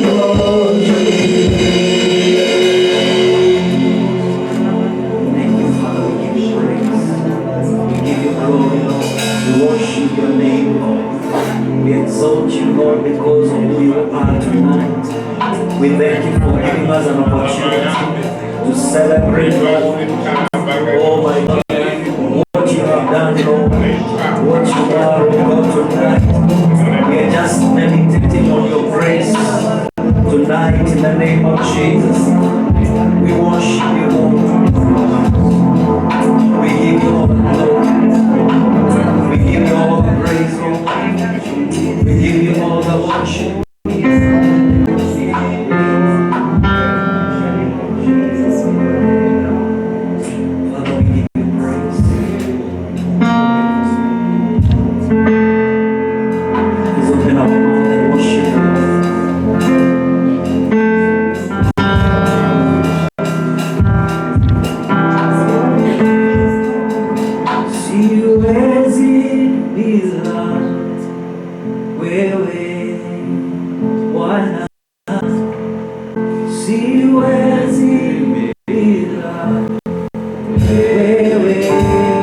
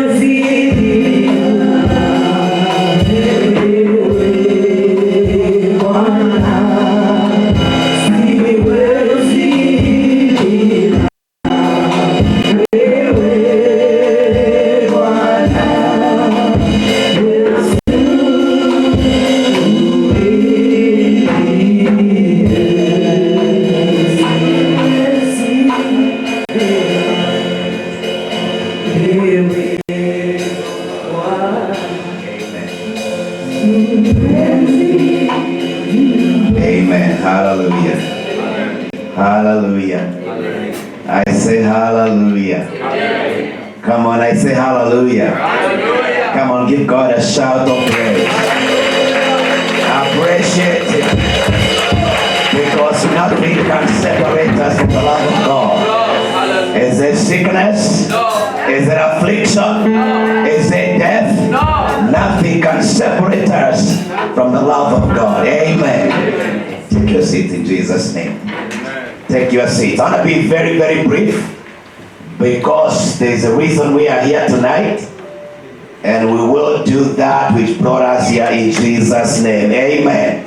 And so I want to quickly bring my condolences to the family and friends and church, the men of worship, for losing a mother, a friend, and a pastor.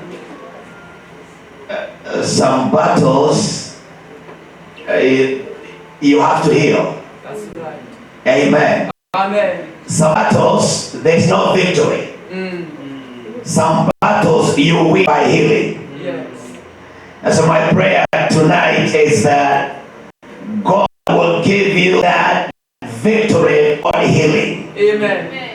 Because that victory starts from inside and runs its course outside. Thank you, Lord. And once you are healed from inside outside, your spirit man is healed, yes. Your mind is healed, your feelings, your emotions, and everything around you. Once you experience that kind of healing, yes, it is now easier to go for victories. Thank you, Father. My Bible says that the spirit of a man will sustain his infirmities. Amen. But a wounded spirit, who can bear?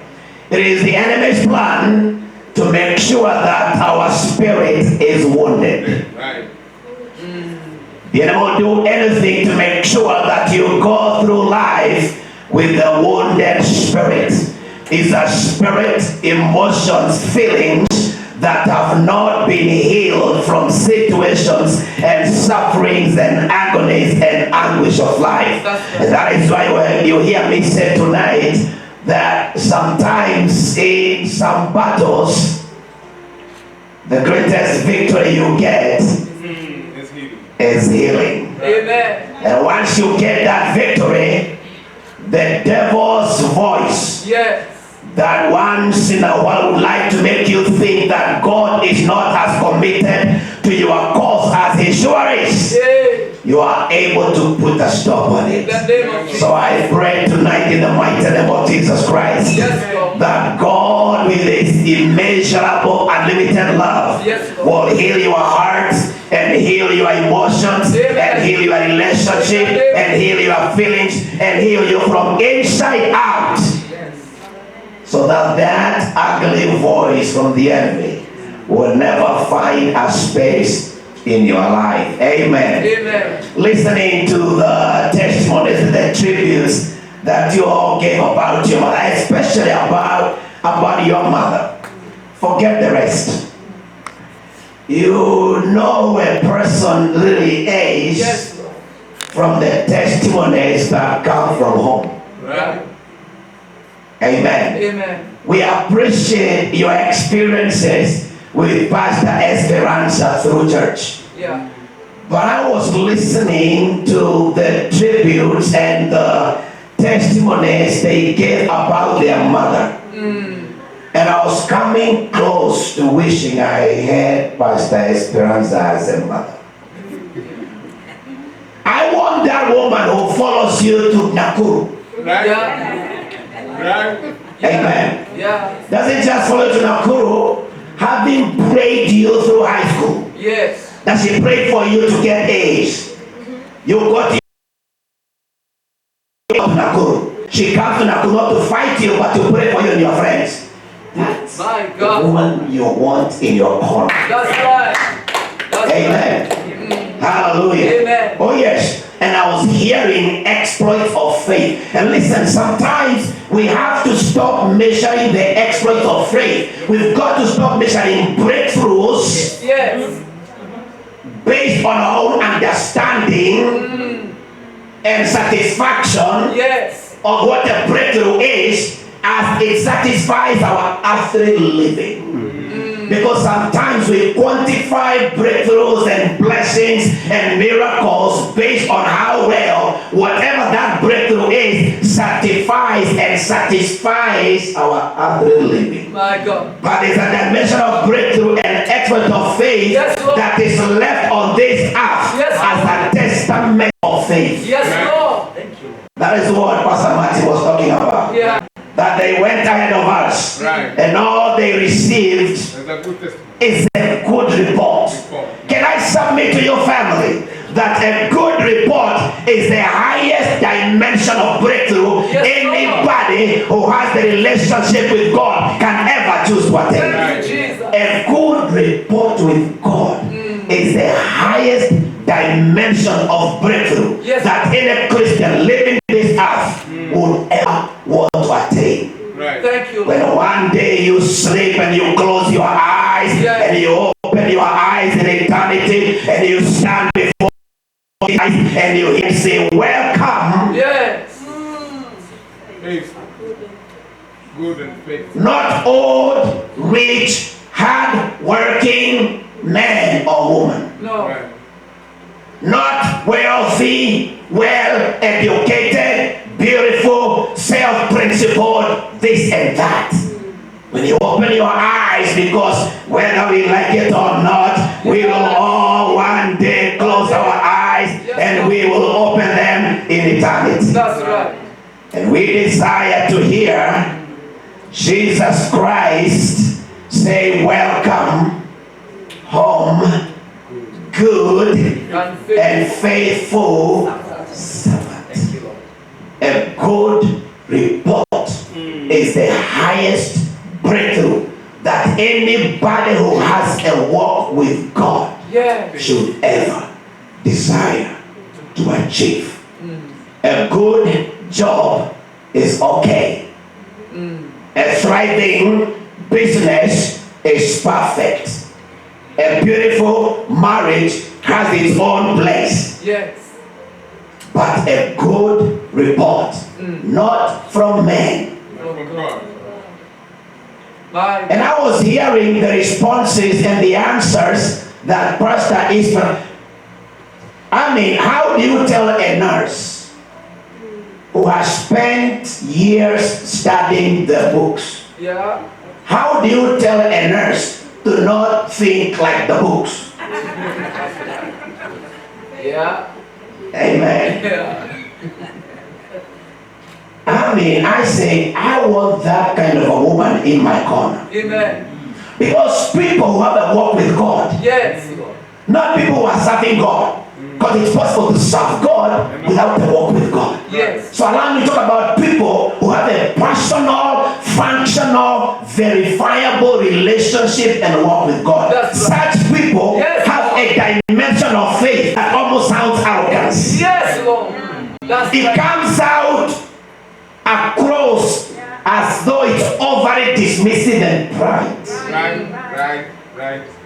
Amen. My God. It is because they know something. Right. That's right. They are not thinking about it. They know something. They know something. Right. And because they know what they know, it makes them walk through life as though they are almost careless. Right. It almost looks like they are not bothered by the things that bother another, things that make people in Seattle to lose their sleep, things that make people compromise, things that make people sin. They walk through those things as though it's just nothing. That's right. Because they know something. They know something. And if you know Apostle Paul, you'll hear Apostle Paul in 2 Corinthians chapter 5 verse 1 saying that now we know. Put it up there for a minute. Just for a minute. If you don't have it, I'll look it over here. Never mind. He says, for we know. Yes. For we know. For we No. Not thinking. We know. It's not a promise. It is already resolved. Paul is not waiting for any other evidence. No. No more persuasion. Paul is saying, I have crossed that line. Now we know that if the earthly house of what tabernacle is dissolved, Yeah. That sounds carelessness. Right. How do you call death a tent? How do you call your body the one that keeps you awake all night? How do you give your life the one that makes you wake up every day at 5 o'clock? Yes. Right. How do you equate that which you have invested a lot of time and energy to attend? My God.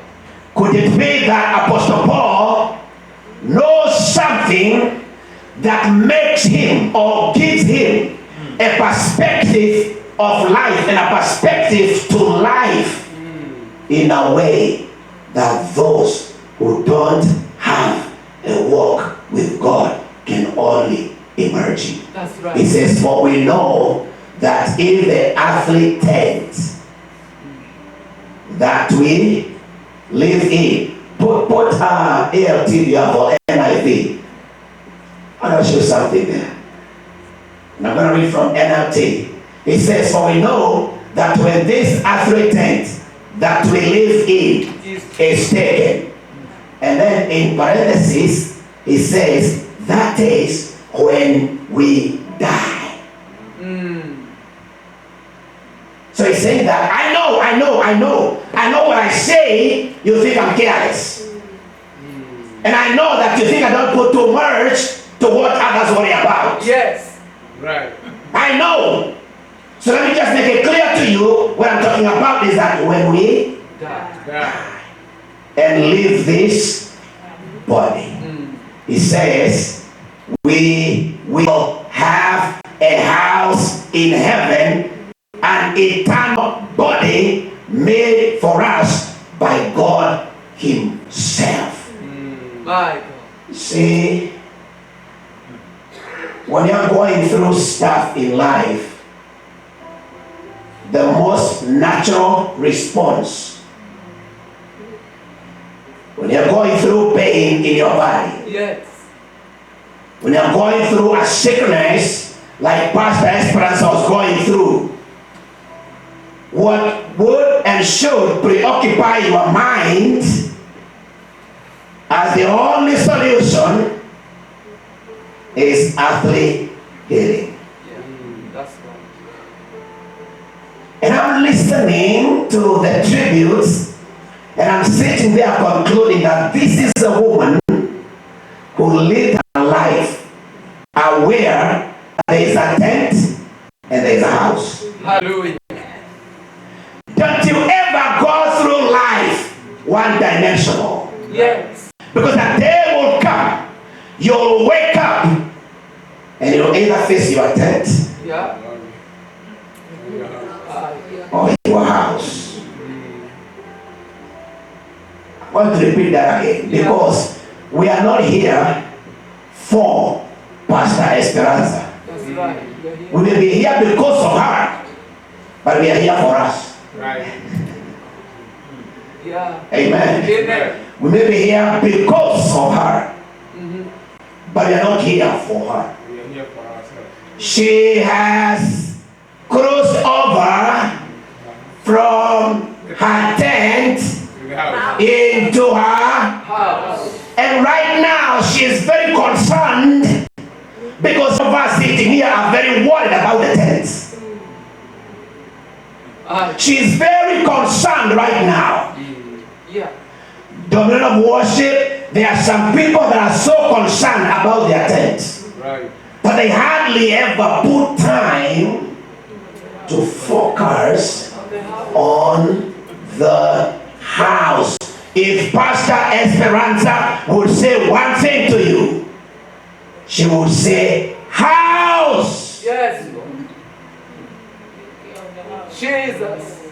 Right. Amen. Amen. Because she has joined the we that Paul was talking about. Yeah. He wasn't saying, I know. Paul was saying, we know. We know.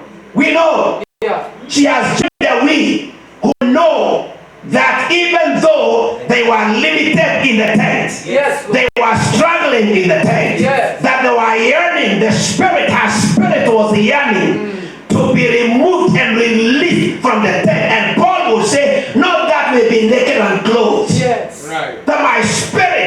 was trapped and trapped in a tent that cannot let me experience my house fully. My God. She has joined a crowd of witnesses of those now who have attained their house. Bible would call it eternal house. Thank you, Lord. That's not been made by the hands of man. When we live here tonight, we will either be caught up in our tent or in our house. We will make decisions daily, very much by either our tent or our house. Sometimes we go to places driven by the tent or the house, but we know. My God. Right. My prayer tonight is that family and friends of Pastor Speranza, Yes. would you do her a great favor? Would you give her the right tribute now? Right. Thank you. Can I say one thing? Just one, and I'll sit down, right? All the tribute that we gave was for her when she was in the tent. Right. Right. Yeah? Every one of us talked about Pastor Speranza in the tent. Can now give her the right tribute of her being in the house. How do we do that? By being equally concerned and focused and invested in our house. The Bible says not made by man, but by God himself. A well-thinking man will never move in his treasures in a tent.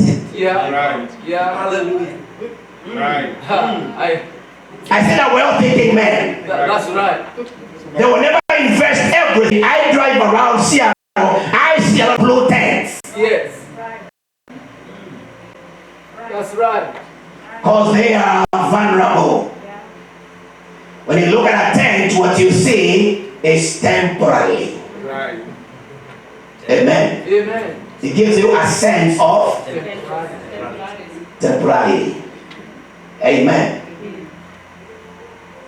So a well-thinking man will never invest your whole day and your whole night investing on that which is temporary. The reason we're clapping at the tributes and the testimonies we heard from Pastor Speranza is because she took time to invest in the house. So you will never meet Pastor Speranza in a tent. So anybody, Pastor Muthoni, anybody, winner, anybody, my sister man, anybody, Brandon David, anybody ever wanting to ever see mom, you cannot look for her. And in this house, you don't go in your tent. You've got to live your life in a way that allows you to leave your tent towards your house. Right. She talked about a spiritual helicopter. She almost convinced me. She almost did. Now God just assigned a helicopter. Amen. And the reason I almost got persuaded is because I'm thinking Paul is saying that he's yearning daily to be unclothed from the tent. But then he says, not that I may be unclothed or naked, but that I can we be clothed Yes. in the house? So, should you ever, never, ever secure your house, the day you close your eyes, there will be no helicopter. And you're going to be naked for a long time. Because it takes a helicopter to get you from the tent.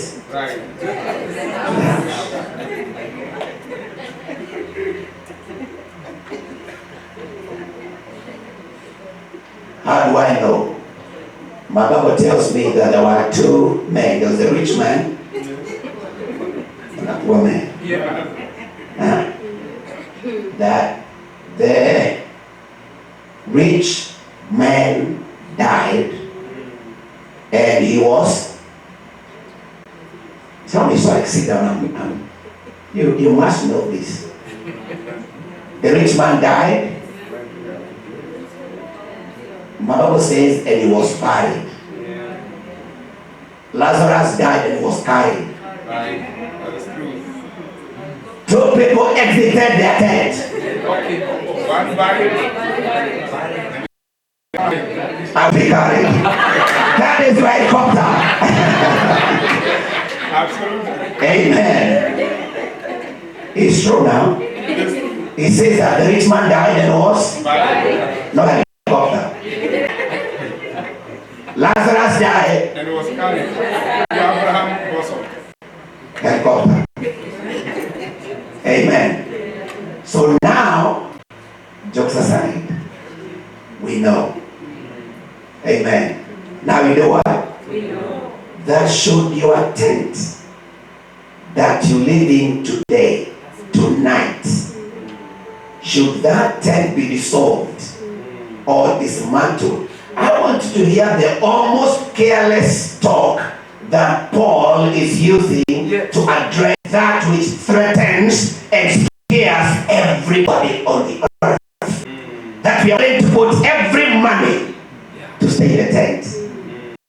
Paul says, should that happen, we have a house, a dwelling place, an eternal building, not made by men, but by God Himself. Should you close your eyes tonight and open them tomorrow, will you be buried or carried? Let's raise up on our feet. Amen. I'll give you just a minute to just pray for yourself. Just pray for yourself. Just for yourself. Pray for yourself. In the name of Jesus. Because we live life as though we control the clock. We all have plans for tomorrow. Yes, we do. In the name of Jesus. But you know your spirit man was ever made for the tent. It came from the house. Even if you're not born again, pray for yourself. The one who gave you the tent has a house for you. Because there's a land that is fairer. And by faith, we see from afar. I pray, Almighty God, for each and every person tonight in this house. Because you said it to your disciples that you go to prepare a place. And that you will come for us. In your Father's house there are many mansions. If it was not so, you would have told us. There is a house with your name. It's better, it's glorious, it's eternal, Yes, Lord. made by God just for you. And by faith, there are decisions we make to be able to transit from the tent to the house. That decision is God believing in the heart that Jesus is Lord and confessing with your mouth unto salvation.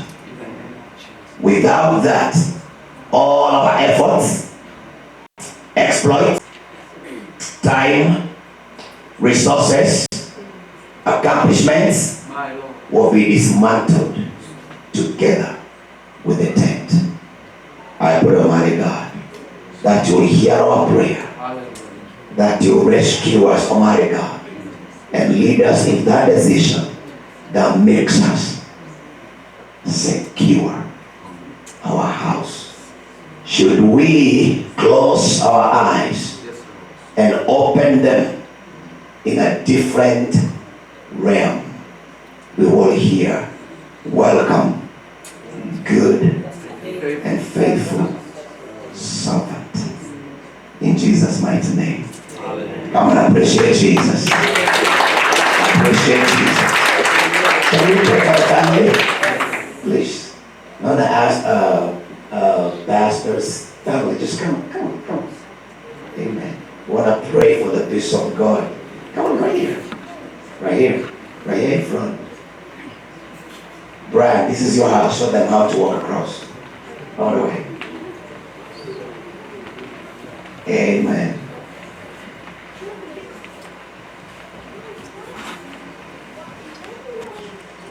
Pastor Martin, I want you to comfort this family with the same comfort that you have received.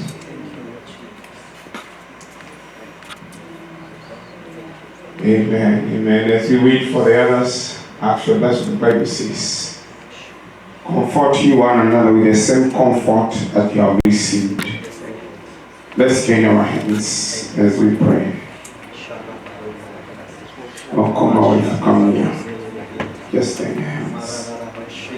Shitarazi pekazo polo pazakatai dazopele bagado. Riziki tarabaga zopili mazakatara daga zopila magando.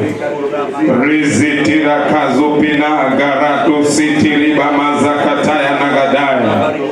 Riziki tiribaga zopili magazakata. In the name of Jesus. Rikizaya da sopili bagazopili bagazopina. Ila kazopina magazopili bigando. Father, in the name of Jesus, behold your children. Before they become children to their mother, they are your children. Lord, you are the one who created them.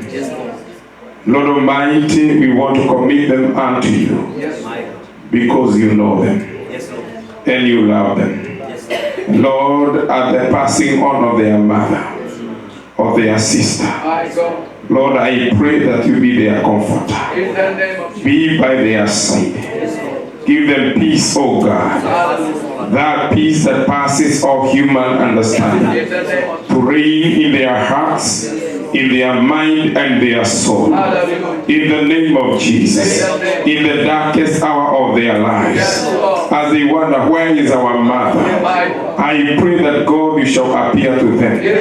And comfort them and encourage them. And let them know that you are by their side. In the time of their need. I pray that they shall lift their eyes unto you, Lord. Who is the author and the finisher of their faith? The God whom they were shown by their mother. They will ask, where is the God of our mother?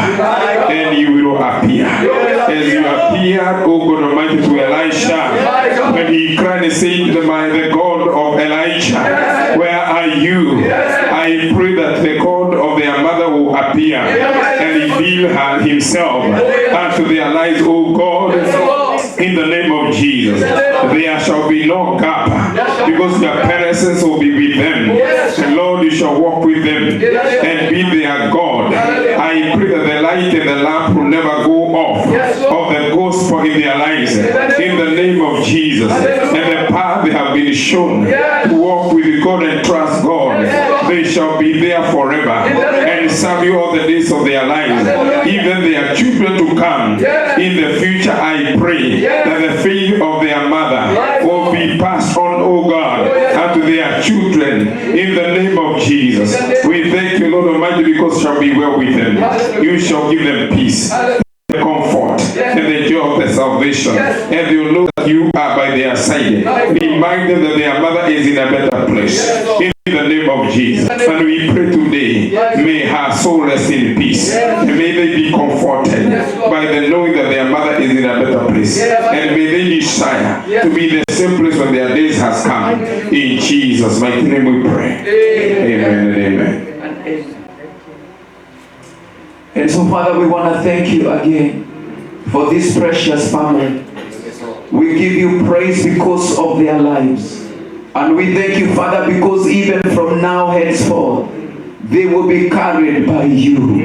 You will carry the mighty Redeemer in every situation, my Father. Lord, as your servant has prayed, whenever they call on you, dear Lord, you will show up, mighty Redeemer, that they may know, dear God in heaven, that there is a path, my Father, that was already made, my God. There are battles that were won by the Mother, mighty Redeemer. Oh, like it was with Timothy, there wasn't faith, my Lord, that was with his grandmother, that was also with his mother, and it was also found in behind Timothy. I pray right now in this precious family, there is going to be a faith that is going to be realized, a legacy of faith, a legacy of faith that will be seen all through in the mighty name of Jesus. We therefore declare blessing. We therefore declare cover. We therefore declare, my Father, even the remaining of the journey,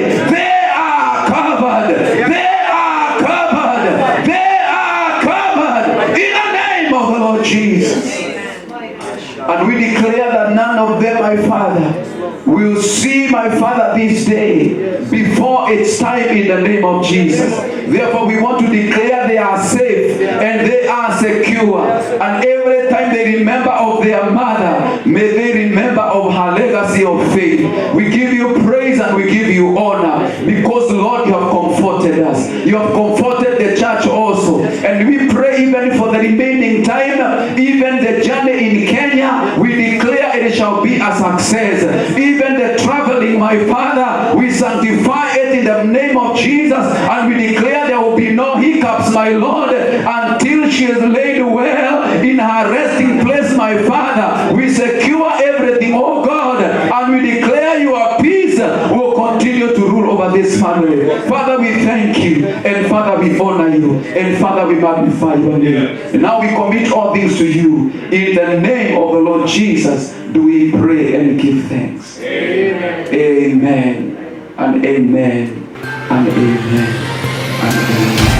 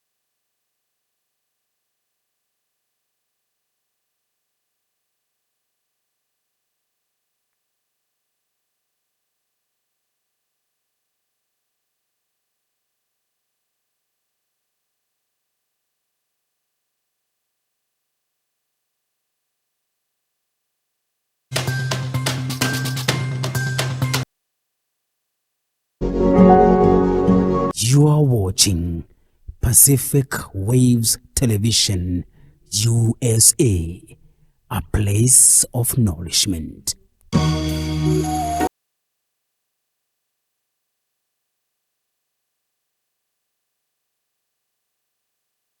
Even coming here, since we started on Friday, we have seen the hand of God in this altar, and many hearts have been blessed.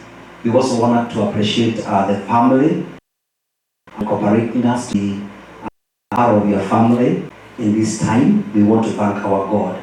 First of all, I want us to appreciate the Lord, because when this journey started, we trusted the Lord that He is going to provide finances. Praise the name of the Lord. And this is the evidence. I want us to give Him all the glory, because whatever that was planned, we have seen that God can provide. Amen. Can we appreciate our God in the mighty name of the Lord? Our plan and everything that was going on, we anticipated that next week our mom will be taken home, and we want to thank God because we have seen God. Amen. And I know in Kenya right now there is a testimony going on there. We are receiving a message every time David could update us what is happening in Kenya, and they are very, very encouraged to see American people, American church standing for one another. We are a family. You know, I've come to be challenged because of Jewish. I met another Jewish here in Urban when we were working for this the Ministry of Children, and I found Jewish, not Jewish, Indian, buying houses, very expensive houses, because they are doing things in one accord. Praise the name of the Lord. And I was asking God that our community will come together to be able to do something great for this nation in the mighty name of the Lord. And this is showing the sign, Reverend, we are going somewhere in the mighty name of the Lord. You know, I usually visualize myself, because we have grown and the community is growing. Now we are almost 40,000. We can also build our own hospital. You know those visions are. Reverend, we can build our own hospital where our doctors and nurses who are running and are coming, they can be able to treat our people in our hospital. That's a legacy we can leave in the United States of America. That's a nugget. Let's appreciate the Lord. In the mighty name of Jesus. Now, this is not kind of a fundraiser that we do for pre-wedding. This is a kind of a fundraiser that we give our offering of what you have purpose in your heart to give and to support the family. Praise the Lord. But before we do that, I know we have our sister Jackie, who is here with us. I want her to just mention this far we have come, what we have. Amen. So that we can be motivated to bring something tonight. We are not going to take long. We're just going to take a few minutes, and God will surely. Jackie, she has been our enable treasurer. Let's appreciate her. Jackie, we just I give her 1 minute. And also we had our able secretary, Maureen, Dr. Maureen. She has been, I didn't know that she has a gift of writing. You know, she's writing. Oh my, can you appreciate Dr. Maureen? Amen. She's your build secretary. There is a gift that is hidden in you. She has been updating us of everything that has been going on, and we want to thank our God for that. I want to say that when we look Kenya, there was a budget that was supposed to be taken care of. When the family mentioned that, it is because of how our pastor served in Kenya, and the budget, and many people want to be involved in the moment of service, so it came around 700,000 shillings. Praise the name of the Lord. You know, sometimes when we hear that, we start to convert it to dollars. Praise the name of the Lord. Tell your friend it's not much. God has already provided, and He will provide in the name of Jesus. So that money was mentioned, and because of the arrangement that is going on in Kenya, and we are trusting God, even the remaining balance, the Lord is going to give. I don't know if Jackie, you are ready? Not yet ready. Amen. So I'm going to ask to be given a basket here. Praise the name of the Lord. And we are going to, our media team are going to give us the cash app those who want to give with cash app, those who want to give with check, those who want to give in cash. This is a great moment that we want to present our gift in the name of the Lord. I know when we were coming, we have purpose in our heart, what we want to bless this family. Amen? So, I believe we'll do it quick, as the Lord will help us in the name of Jesus. Thank you, Mom. I think someone can help her with that table to come here, and the Lord will bless us. I believe even those who came early, they have already contributed what the purpose, and the Lord will bless us.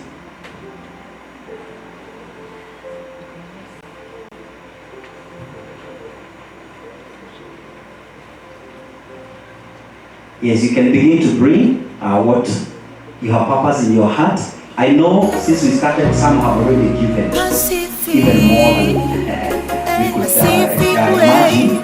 And if you feel convinced that you want to add to what you have given, there is still an opportunity to give in the name of the Lord. What does the Bible say? Give, and shall be given unto you. Sister Liz, good measure, pressed down, shaken together, and running over. That will be your point. In the mighty name of the Lord.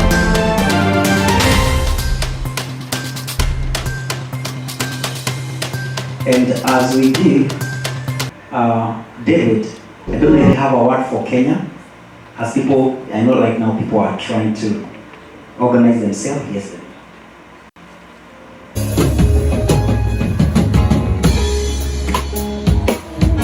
Oh my God. I'm saying this is God. Say that this is God.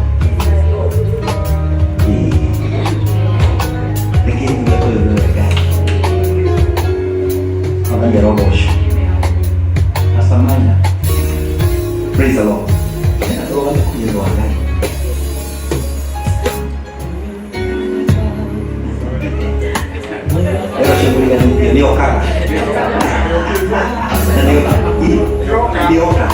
Hallelujah. So I want to announce this. We trusted the Lord that our mom will be taken care. And we are not going to have a debt. Because we serve what? We have a cash of 13,000. That is our God that we serve. Glory to the name of the Lord. That is our God that we serve. That is our God that we serve. Even as we give tonight, praise the name of the Lord, we are just coming to give up.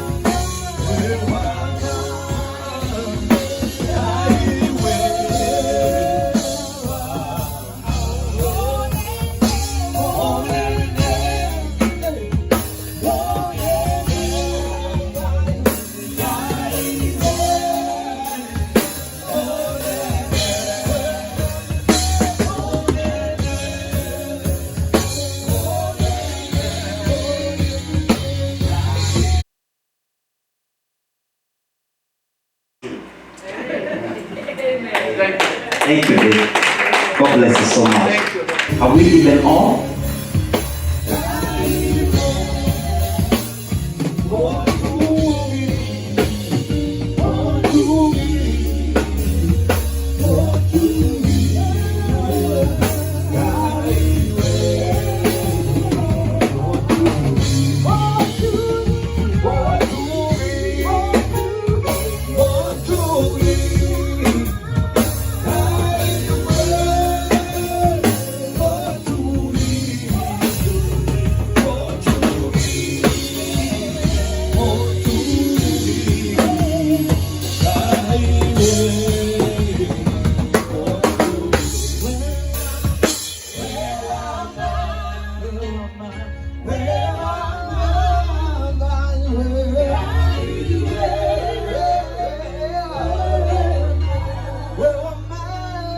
It's been a good time together, just honoring this heroine in the name of the Lord. Amen. And so, we thank God for the way that this day has gone and has ended. And we have another final push, which is coming on Tuesday, 31st, for 2 hours, around 10 a.m. to 12 midday. We've been given a window there to go to Edward's Memorial. And I know that we have the address to that place on, I don't know whether we have it on the flyer. Yeah, but all those that desire to maybe have the final closure of our mom, that is the day that is set aside for that. Of course, we will be accompanying the family, and we will be there with the family as a support system also. And we are all welcome. Amen. The only thing that we're going to be mindful of is that we're being alerted that they have a limited parking, but the Lord is going to help us to how we are going to navigate in that window of being able to view and maybe have a closure of our mom, Speranza. We will have a moment also to pray in the chapel there. And after that, we are trusting the Lord that all things will work as projected. And if everything works as projected, there will be the final traveling to be commenced on the 2nd of January. Praise be to God. We are trusting God for that, and we are still praying that all the documents needed will be all set, that day, it will be the day that we will commence in the name of the Lord. So we are welcoming all of us that day together and support one another as the Lord helps. Praise be to God. We also want to thank you, family, because I know it is usually a moment where the family also want to be with their loved one. And you just being open to us that we can be there, we can also come and be with you. We don't take it for granted.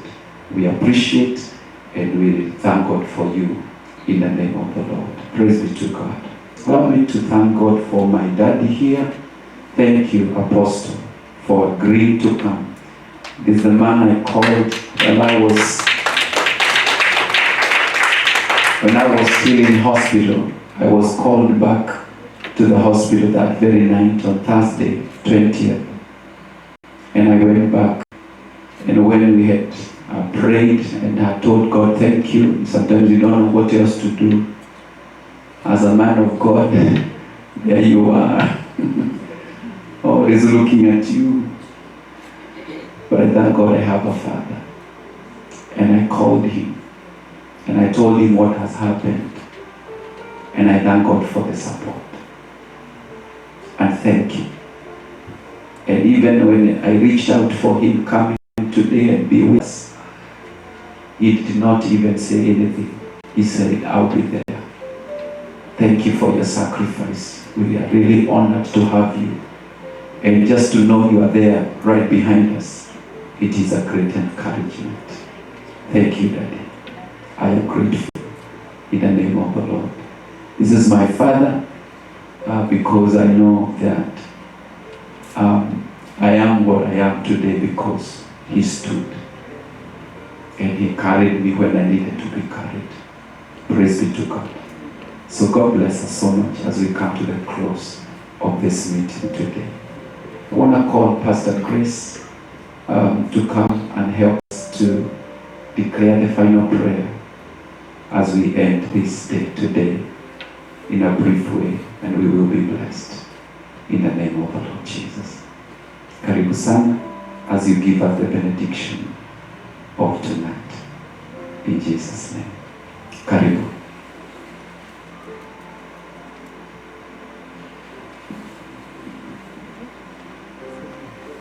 Amen. Praise God. Praise God again. We give God all the glory and all the honor in the name of Jesus. And we're going to bless the name of the Lord together. Amen. Hallelujah. Father, in the name of Jesus, we bless you. We give you all the glory and all the honor in the name of Jesus. You Alpha and Omega. You Karabo Shatana Maganda. We bless you and we give you all the glory and all the honor in the name of Jesus. Faithful God, you are in the name of Jesus. Makorina zeketarabagande rebozi katarababosaya. We bless your holy name, Jehovah God. Indeed, we can attest today, King of all glory, that you have carried us vikoribo shataya rababosea. In the mighty name of Jesus Christ. Oh, you have proven yourself faithful. Korida shatarabazanda. We give you all the glory and all the honor in the name of Jesus Christ. Since this journey started, Jehovah God, we have seen you providing, mighty Father. We have seen you comforting us. We bless you and we acknowledge, Jehovah God, that it has costed your grace and your power for us to be here in the name of Jesus Christ. Thank you for the families of your Lord. Thank you for every minister that have ministered, Jehovah God Almighty. Thank you for every meeting that has been going on, the online and the physical one, in the name of Jesus. Thank you for the family here in America. Thank you for the abroad family in Kenya. Lord, we are grateful for everything you have done unto us in the mighty name of Jesus Christ. Lord, I decree a blessing, King of all glory, for everybody, mighty Father, that they have ministered to your people. In which way, my Lord? Through prayers, through encouragement, in the mighty name of Jesus, I decree a blessings unto that people. In the mighty name of Jesus, may they harvest 100-fold. In the mighty name of Jesus, may whatever they have done in your presence, may it create a memorial before you, oh God, and in the time of their need, you will remember them in the name of Jesus. We'll give you praise and we give you glory in the mighty name of Jesus. Lord, we cover the children in the house by the precious blood of Jesus Christ. We want to declare they are covered also in the name of Jesus Christ, and the blessing that you're going to release tonight and the blessings already you have released, we declare the beneficiary of that in the mighty name of Jesus. Lord, as we go, we are going in your mercies in the blood of Jesus Christ. Thank you for the ministering spirit who watch over us in the name of the Lord and who minister to us in the name of Jesus. We cover our cars by the blood of Jesus. We cover the byways and the airways by the blood of Jesus. We are declaring and decreeing, Jehovah God Almighty, that you are going to reach our destination safe and secure in the name of Jesus. We cover our job places by the blood of Jesus. We declare no restoration of the enemy in the mighty name of Jesus. We do pray and believe. Amen. Amen. Amen. And as we all gonna stand and finish with words of grace, I want us to know that we have something, I believe.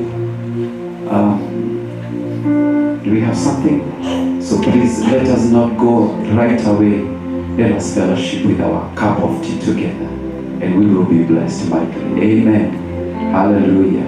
And also tomorrow it's gonna be Monday, and we are going also to have an online meeting. We may not come physically, but we are going to have an online meeting as we continue to climax whatever is happening.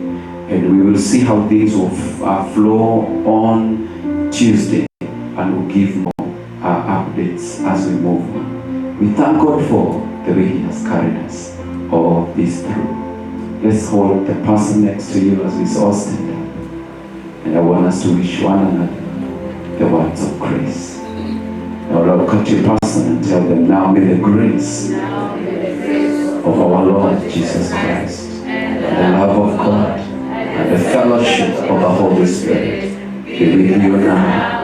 forever. Amen and amen and amen. I just want to also to appreciate the work that has been done by all the departments.